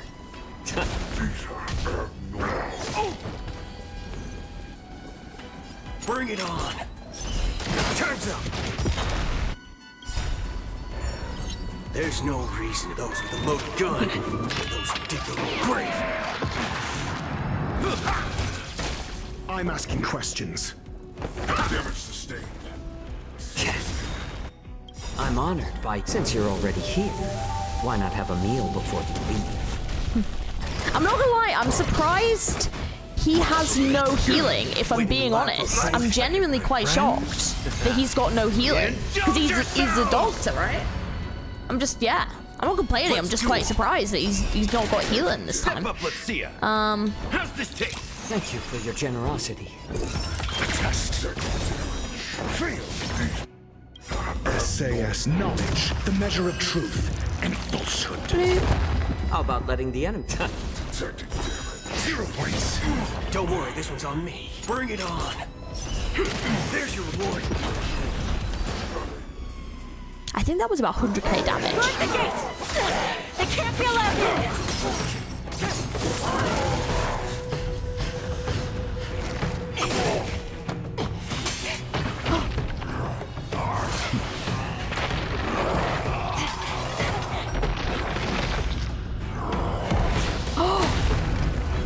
Oh shit, I think he just got out. And there's the creepy hand, yep.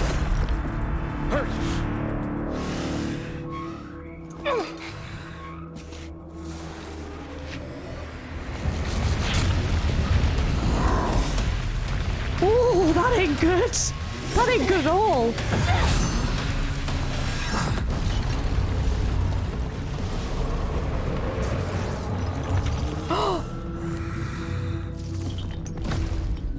I've waited for too long. My first meal after regaining my freedom is the flesh and blood of my fellow kindred.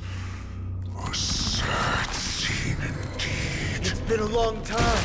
Oh! Oh! Welcome Oh, back. he just murdered her and just threw it to the side. Oh, that is a problem. Are they just still stood there, or did they leave? How many times has the old verdant home spun around since our last hunt? Duran's whelp. Tell me your name. This dude is terrifying. Oh, great Hule, nemesis of the Foxians and the hunter of all beings. I'm Moktok, a humble counselor of the Rhino Hound Pack. I am only one insignificant heir spawned from your bloodline. It's been at least 7 centuries since you led our pack through the hunting grounds of the stars. I'm thrilled to see that you are as cunning and skillful as ever. 7 centuries. 7 centuries have passed. But why have Duran's whelps grown to look like this? Tell me, Moktok, why have you grown to resemble our most despicable slaves and enemies, the Foxians? I've been commanded to release you from this cursed prison. It is Senjaya's will. That's why I had to take a magic pill, don the skin of a lowly beast, and play along with their hypocrisy. Since you have an escape plan, tell me, what's our next move to get off of this ridiculously large ship? My brothers and I will lock down this prison, trapping the prison guards inside. This will buy us some time. The rest of my crew, who are undercover like me, will secure the vessels for our escape. According to the plan, we only have a tight 2-hour window to get out of here. Originally, I intended to carry out the plan tomorrow, but they're planning to transfer you to the Xianzhou Yaoqing now. So I seized this opportunity to set you free. What a reckless plan, you idiot! Even if we manage to get the ships, our chances of escaping are slimmer than a Foxian slipping through my claws! But we have no other choice. The angel serving under the Master of Immortality sent me with a message. Only your return will end the prolonged divisions among the Borisin. Every one of my crew is ready to lay down their lives if it means setting you free. Oh, he's just stood there. Oh no! Some reckless bravery with this plan. Fine. You'll get what you want. And all of Duran's whelps will too. Well then, my lord. We should leave now. Before we go, give me one of those magic pills. My lord, you seriously want to don the skin of a lowly beast? That would be a disgrace to your greatness, my lord. You idiot. Greatness means nothing without freedom. Once I get out, I'll need a disguise that won't raise any suspicion. As you wish, my lord. Is that Foxian slave my meal? No, he's an envoy from the Xianzhou Yaoqing. I plead you to endure him a bit, my lord, as he's more valuable as a hostage. Take him, guys. Time to move out. Did he not run? So Mose just went. I guess Mose went to go and tell them, to be fair, which I don't blame him. They realized the situation of the prison out of control. The wardens in all areas are regrouping. Those Ingenium enemies are wandering around and causing heavy casualties. And to make things worse, those iron wolves broke open the cages and let the criminals out. We've called for backup, but it seems like all communication is jammed. Let's preserve our strength and first take down the isolated prisoners. By decree of the 10 Lords, all prison breakers and intruders shall be apprehended, dead or alive. Just a short time ago, the nether key mechanism was activated. It was probably Madame Shui and the Yaoqing messengers, heading to the bottom of the prison. Given the situation, I'm afraid that area is exactly where our enemies are targeting. We mustn't let that vile beast escape from its cage. It's too late for that. We've gathered all the prisoners. It's way too late for that. And we'll split up and secure each floor. Go! Yeah, it's way too late for that, mate. Intruders are quite bold. They must have been planning this for quite a while. Indeed, but Borisin tend to favor direct and aggressive approaches. Crafting careful and precise plans like this is simply not their style. Let's focus on the current situation right now. Please help me. Looks like the testimony will have to wait, huh? What's the fastest way to the bottom of this prison, Miss Hanya? If we don't get there quickly, we'll soon be outnumbered by all the enemies inside. We'll have to bend the rules. Please, follow me. Prisoners must remain in place in a phase. By decree of the 10 Lords, all prison breakers and intruders shall be apprehended, dead or alive. Oh, they're all gone as well. Oh god, where'd they go? Looks like there was a fierce battle here not long ago. The gate to the prison delve is wide open. Hule has managed to break free. Where are the Yaoqing messengers? And where's my sister? Are they still alive? Let's look around. Maybe we'll find some clues. Oh, she's there.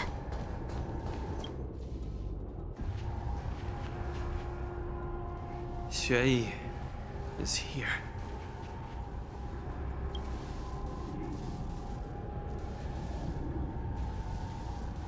Miss Shui briefly sacrificed herself. My condolences, Miss Hanya. Oh, condolences. Well, that's unnecessary. You must understand. Thanks to the 10 Lords' blessing, my sister turned into an Ingenium centuries ago. Dying and returning as just a soul to the Hall of Karma's document office has become a routine for her. While I'm not keen on seeing her throw away her body like it's some replaceable part, but... By the way, have you seen bodies that might be the Yaoqing messengers? One of them is a Foxian wearing exquisite clothes, and the other wears a dark cloak, like a fugitive. No. I haven't found any Foxian bodies. Only Borisin ones. I'm just gonna add in here, like... What, like... Like, literally in the trailer, they made it such a dramatic moment of, like, Zuyi potentially dying and, like, Hanya's, like, reaction, like, my condolences, and literally it just gets brushed away like that. Ugh, what was even the point? Like, oh no, she's fine. So... It's so the frustrating. intruders and Hule are holding the Yaoqing messengers hostage. Like, why? Why even bother?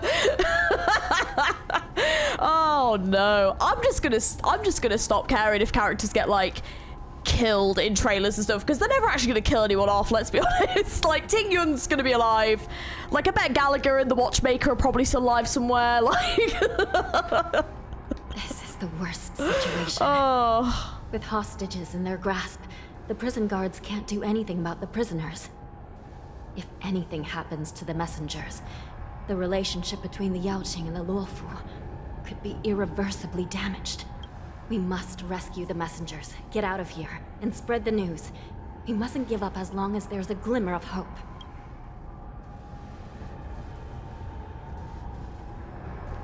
What have you found, Miss Hanya?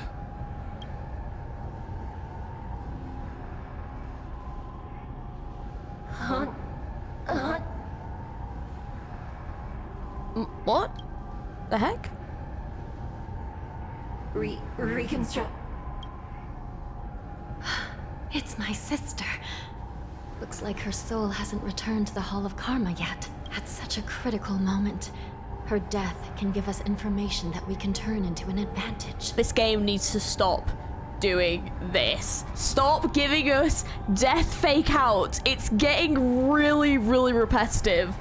Like, I know it's a different quest, but oh my god, the amount we've just had it in Penacony, and then to just have it again, come on. Like, there's only so much you can do it before it really begins to get a bit tiresome. Like, flipping heck. I don't know if anyone else feels that way, but oh, jeez, it's just so, like, repetitive, man. Let me see. The damage isn't too bad. If I can fix it up, my sister will have a temporary body. Hanya, I'm back. Welcome back, sister. I don't know what kind of expression I should have at a time like this. Happy? Tears of joy? Forget it. I'm used to you coming back in all sorts of forms. Yeah, it's pretty convenient. Just don't let me be damaged again. I'll lose my memories. This Psycrane can't hold all of me. Sister, what did you see when you were killed? Your intermittent instant delivery, the Cyclone provides you with a One of the succession Yaoqing and messengers report. escaped, and the other one was taken hostage and brought upwards? Besides the Borisin, there were other intruders. Invisible. Invisible intruders? What does that even mean? How many conspiracies are tangled up in this mess? Do me a favor, sister. The intruders have cut off all communication between inside and outside the prison. And now you're the only person, the only bird, who can slip out undetected. Make sure you deliver the news to the outside world. I understand. Please be careful, sister. You are different from me. The Cyclone flaps its wings and unsteadily flies out of the lower levels of Shackling Prison, charging straight into the depths of the shadowy passage. Time is running out, Miss Hanya. If we keep delaying, those Borisin will escape from the prison. All right. If we happen to come across that Yaoqing messenger who got away... No. Stopping Hule should probably be our top priority. Wait! Something feels off. Something's approaching us. The invisible intruders? Watch your back! These abominations aren't prisoners from this prison. Time for a good old counterattack. Don't worry, this one's on me. Let's duel. That's all you got?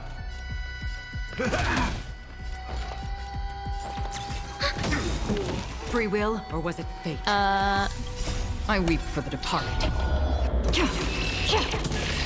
It too shall fall.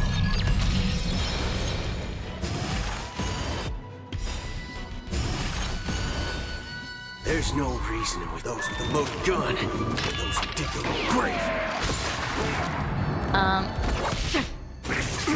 Haven't eaten yet. Step up, let's see ya. Time to mix things up. I'm guessing that was free. Okay. The prison management on the Luofu is truly concerning. Who are you? Aren't you looking for me? Bring it on. There's your reward. There's no reasoning with you, but those with a loaded gun. Those who dig their own grave. We have the upper hand. Right. That's all you got? How's this taste? Thanks for the support. Nice, like my friends. Indulge yourselves! I weep for the departed. It too shall fall.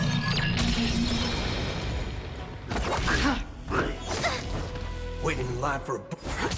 Just focus on the fight. It's nothing. Immortality means forever. All of you stand still. Let's duel. Time's up.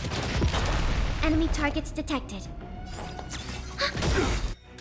Enemy data secure. Net markers activated. Time for a good old counterattack. Okay, right. That's a bit better. Okay, so that one, and then Familiar. Like a cup of miracle. this. Waiting in line for a bullet. Commencing support. There's no reason those with a loaded gun. Those who dig their own grave.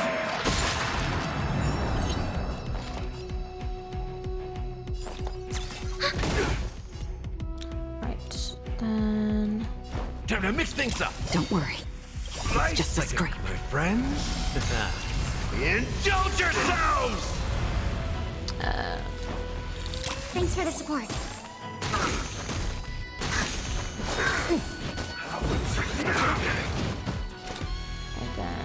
Still waters of oblivion.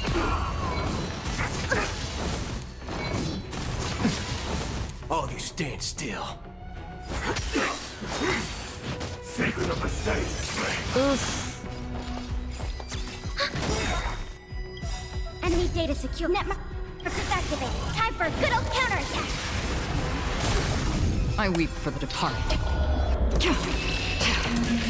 It too shall fall. Yep, of course they freaking came back. Step up, let's see ya. Another journey begins. Immortality means Oh, waiting in line for a bullet. Fucker.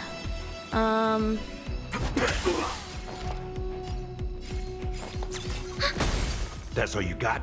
Time to mix things up. I'm guessing that nice, like my friends. Indulge yourselves.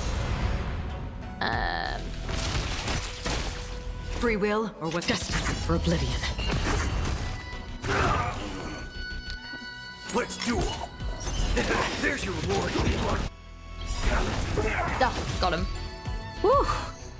Man, that was a tough fight. The man seems to materialize from the shadowy corner of the prison as if he could vanish into thin air at any moment. The fugitive wearing the dark cloak spoken of by Hanya now stands before you, his face is devoid of any expression, cold and indifferent, yet inexplicably you could decipher his expressionless facade as if it whispered, "You're finally here." The prison management on the Luofu is truly concerning. You already said that a moment ago. So what if I repeat it? It's the truth after all. The prison management on the Luofu is truly concerning. All right, dude, we know. At least 2 different groups of intruders infiltrated here. The wolf cubs and these Mara-struck soldiers, their hiding technique. It's pretty similar to the wind mantle technique used by the Vidyadhara serving Kailorum Venti on the Yaoqing. What do you think? Well, never mind if you don't have any clues. Now is not the time to exchange assassination techniques. I'm Waza. My friend fell into the clutches of that wolf. I was planning to escape and report back as quickly as possible. But now it seems... the prison on the Luofu is a real maze, I must admit. Thank you for your help, Mr. Moza. We'll do our best to ensure your friend's safety. No. You can do nothing for him now. And you shouldn't be focusing on his safety at the moment. Isn't he your friend? Your friend is in Hulei's clutches and you're just going to leave him behind? Look, I'm the Yaoqing General's guard, not his. I've seen how that giant wolf fights, and there's no way. Trying to save my friend will only get us killed. I don't know how you think, but I won't throw my life away for a lost cause. Oh, wow. Fucking hell, he's heartless. I know where this is coming from, but at the same time, it's just like, fucking hell. Listen up. That is brutal. I've been tracking these fugitives, and I know their next move. They're planning to seal off the entire prison to keep the outside world in the dark. The worst case scenario, we are all killed by that giant wolf, and the shackling prison is sealed off. No one will know about us or about their escape until it's too late. Why is her hand like that? Why is she just there with her hand like this? Like... she is shooketh. And the best case scenario... We trap them inside this prison? No, we won't be able to. We're one step behind them. I don't know, Mose, but I'm not liking you that much. You're a bit of a condescending dick, if I'm being honest. The best case scenario would be we seal the gates and trap the enemy inside with us. We can't let that monstrous wolf escape.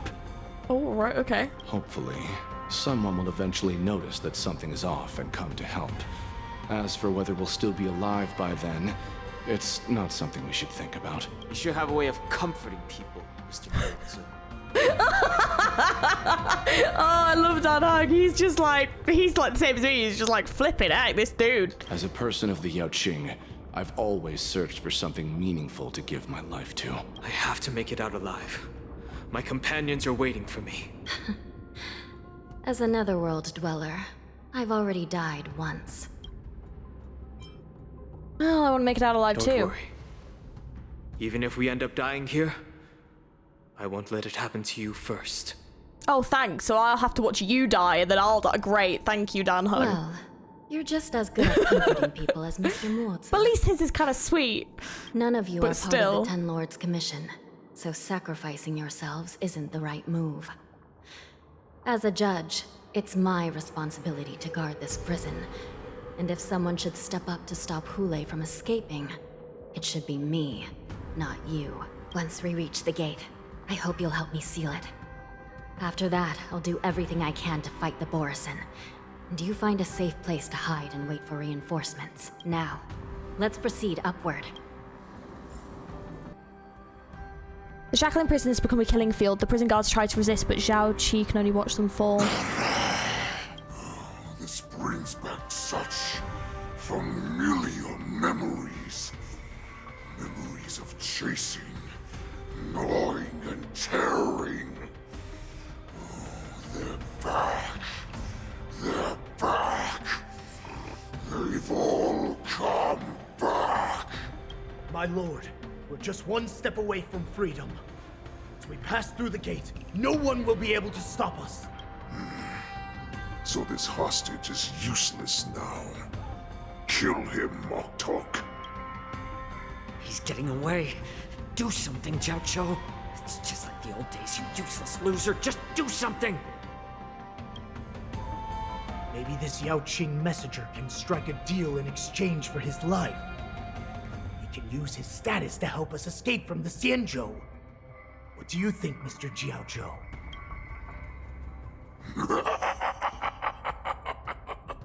Oh, just look at you.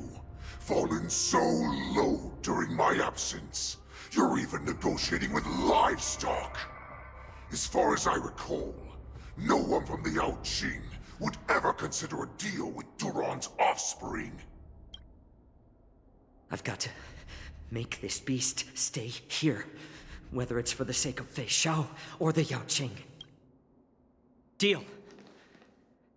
I certainly have more value alive. My identity, my knowledge of the Xianzhou, and my understanding of many things that your minions have no knowledge of. They'll all be valuable. Lowly beast. Muster up that pitiful tongue of yours and plead for what remains of your life. Speak up. I'm afraid you're unaware.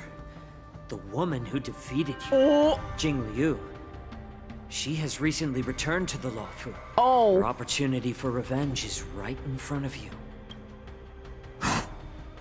My lord, this slave is talking nonsense. I've never heard anything about this. May I just kill him now? Silence, Moktok. And you, slave. From now on, you'll stay by my side. You'll only speak and move when I allow you to. Otherwise, I'll dismember you from head to tail, inch by inch. Got it? Yeah, I can totally see why his trailer is the way it is, but by the way, like, holy shit. But my lord... We must stay here for some time, Moktok. Fear not. Because once I step out of the prison, it's the people of the Xianzhou who should tremble in fear. I'll show them what true calamity means. Now, Duran's whelps, follow me!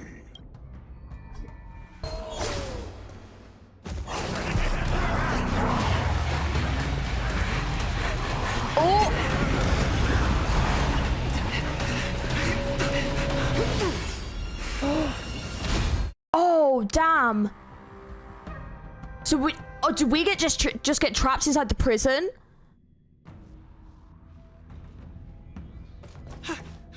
Report! After we lost contact with the shackling prison, we received a message from a Psycrane. The prisoners have revolted, and the criminal Hule is nowhere to be found! What about the Yaoqing messengers? And the Nameless? No news at the moment. We're trying to restore contact with the shackling prison as soon as possible. I see. You're dismissed. General Jing Yuan, General Hua Yan. It's just as we suspected. The rise of the Ambrosial Arbor was not the end of things, but the beginning. The hand of the Ruined Legion has already sown the seeds of destruction. From this moment on, the Xianzhou Alliance will face an even greater challenge, from both the abominations of abundance and the destruction itself. If this is what they want, I'm always up for a challenge.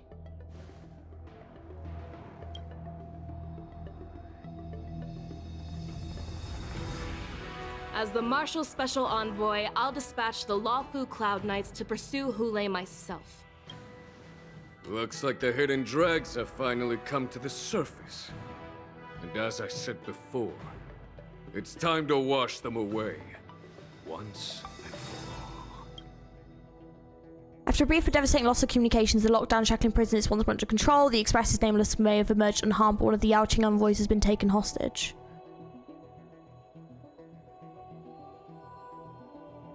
Meanwhile, the Borisin warhead Hule, long confined to the depths of the shackling prison, has vanished without a trace.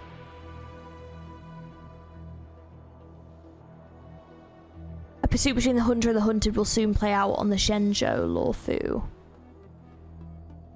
Is that going to be the end of this quest?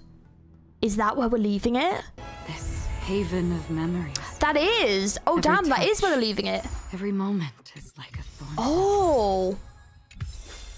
Okay, I will give them that. That was a very good place to leave it, if I'm being honest. That was a very good place to leave it. Okay, so that was the first quest in the Jewel of the Finest Blue kind of saga. I will say I'm a bit mixed on it, if I'm being honest. There were aspects of it that I quite enjoyed. For example, some of the new characters they introduced I quite liked. So, for example, FEIXIAO, thought they were really good. Mose, I kind of need to know the kind of background of this character a little bit more. He seemed a little bit like dismissive, and I didn't quite like the way he just kind of like abandoned his friend and stuff. I mean, I know it was to like get help, but then how dismissive he was afterwards felt a bit kind of disingenuine, and I was a bit like, oh, it's a bit off-putting, to be honest. I'm not really the type that I don't really like characters that are mean, so I don't know how I'm going to kind of feel about Mose, but we'll see going forward. I thought the beginning of the quest, I thought it was alright. I like getting to see more of Yanqing. I found the arguments between Yanqing and Yunli were just annoying, if I'm being honest. It was just like childish bickering, and it was like, I just, you know, they occasionally have that kind of bickering between like March and other characters, and it's like okay when that happens, but when you've kind of got like Yanqing and like Yunli like bickering like children, and then you've got like March and the Trailblazer like bickering like children, it just gets a bit, oh my god, like we're adults, like can you just give it a rest? Like I understand the kids doing it, but it was just a bit much, and you just kind of find it a bit irritating after a while. And it does show the rage, and I do like that showcase of the rage to an extent, but it was just the fact that like it just kept going on and on and on, and it really just prolonged the quest in a way that didn't really feel necessary. And like even when they had sort of gotten over that and when then like training March, it was nice to see them kind of get along, and then they just evolved back into it again, and it was just kind of, you could kind of show this development between the characters' friendship a bit. I did like the bit where Yunli was poking fun at Yanqing for like the bit where he said to March about like being the big sister and where they wanted to go. I like that bit. I thought that was quite funny, because I was like, yeah, that's like a friendship thing. That is quite fun. It just showed the development in the friendship. But yeah, I got a little bit bored of that quite quickly, I think, and yeah, it was just the fact that the bickering was kind of childish. And yeah, I mean, they are children, but I also think that these are children that are like warriors that fight, that are involved in like politics and stuff, and you kind of have to think, to what extent are they actually gonna realistically really be bickering like this in a political situation when they have to deal with politics themselves? Like Yanqing's a character Jing Yuan will send to deal with the IPC. Why is he like bickering with this child over like his sword? Like, it's just, to me, it just doesn't really make much sense, but hey ho. I think Jing Yuan being investigated I thought was quite interesting, and I liked that it was the other generals, so we were finally getting to meet some of the other generals involved. And I think FEIXIAO is a really cool character, that she's got a mysterious illness. I want to learn more about her backstory. I'm like genuinely very curious. So she's really good. I know she's going to be playable as well, so I'm very, very hyped for that, if I'm being honest, because she looks so cool. And I want to see more of that and more of her backstory for sure. I think with the shackling prison, I liked the shackling prison. It was an interesting environment. It was a different environment. It was something a bit new, and that was cool to see. But I think this kind of teaser of having Zhu Yi potentially dying and stuff, and then just like immediately taking that away when Hanya sort of discovers the body, it wasn't even like anything. And it was just like, why even have that as a cutscene? Like, why have this in the trailer and like hype this up as being this like big moment when it really wasn't? It just felt very misleading, and it was just kind of like, like, oh, okay, never mind. Oh, now she's a crane. Okay, never mind then. She's fine. You know, it's just this thing of like, they've been doing this throughout Penacony. This has been Penacony's major thing about if a character has died or not. And then to just have like the first quest that we come back to instantly have this going on, it was just kind of like, oh, like really, like already, you know? And I think if I see a character death in the next half of this trailer being teased, you know, it's not the only way to build tension. It's not the only way to build excitement. And characters don't just need to die for something to be interesting, you know? But also at the same time, there is only so much you can cop out on a character death before you actually need to go forward and do one. Because the thing with character death, and the thing with character death even being on the table, I'm tempted to even create a video about this, about like why gacha games do not like killing off characters. And the reason for it is character death means that a character that you care about, you can lose. So if character death is on the table, no one is safe, which means that at any point in the story, hopefully, if it makes sense, they can go forward and they can kill off a character. And that means you are more invested in that story, you're more invested in them, you're worried about them. Actual tension will build in the story when things that are very much like, oh my god, this character can get killed, happen. And you get very like tense about it, and you get invested, right? If you just keep copping out every single character death every single time it could happen in the story, all that's going to happen is none of that tension is ever going to build, because we know every single time that the characters are going to be just fine and they're never ever going to die. So it just takes away any of that tension and worry that you ever have for a character, because no matter what happens in the story, you're never actually going to kill them off. And that isn't a good thing to do. Genshin does it. This game does it. It's a Hoyoverse thing, I think. Because other games that I've played, for example, Arknights, Limbus Company, Punishing Grey Raven, they've killed off characters. Absolutely, they've killed off characters. It happens, but what it means is you actually get invested in the story, you actually get invested in those characters, because you know that at any point, any of your characters are at risk, and that's scary, and that is worrying. So to take away that like emotional investment is just such a miss thing on their part. But the thing is, like, they have playable characters that are dead in this game, so there's, they could kill off characters instead of just like teasing it all the time. So yeah, I just think that it's a bit of a cop-out, and it's a bit of like, oh, we don't want to piss off the fan base. So like the only two characters they've really killed off are Misha and Gallagher, like that's it. The only other character potentially is Ting Yun, and even then we don't even know, because that's still being teased. And I bet you they haven't. I bet you she's alive. So the only two characters they will have killed off are like two male characters that were in the story whereas everyone else, they haven't bothered. So yeah, the only exception I will say or make is that Honkai Impact and some of their previous games, they have killed off characters, but I do wonder whether or not the fan response from killing off those characters potentially have made them not want to do it going forward, but I'm not sure. So yeah, don't get me wrong, character death is not necessary for a good story, but at the same time, repeatedly teasing character death and then never going through with it gets very repetitive very, very quickly, and I really hope they don't keep doing it in this story, because like, leave it for a while and then do it. Like, if I see a single character death in the next trailer, I'm gonna be really disappointed. I thought the main enemy for this, I thought he seemed alright. He seemed pretty threatening. I liked the voice acting, but until all we know about him really is that he's caused a lot of wars and that he can't die. So I want to see a good confrontation. I want to see a good showdown. I kind of wish he was just being like a bit brutal. Like, fair enough with the Zuyi thing, that was about it, really. Like, he wasn't really being that brutal apart from that.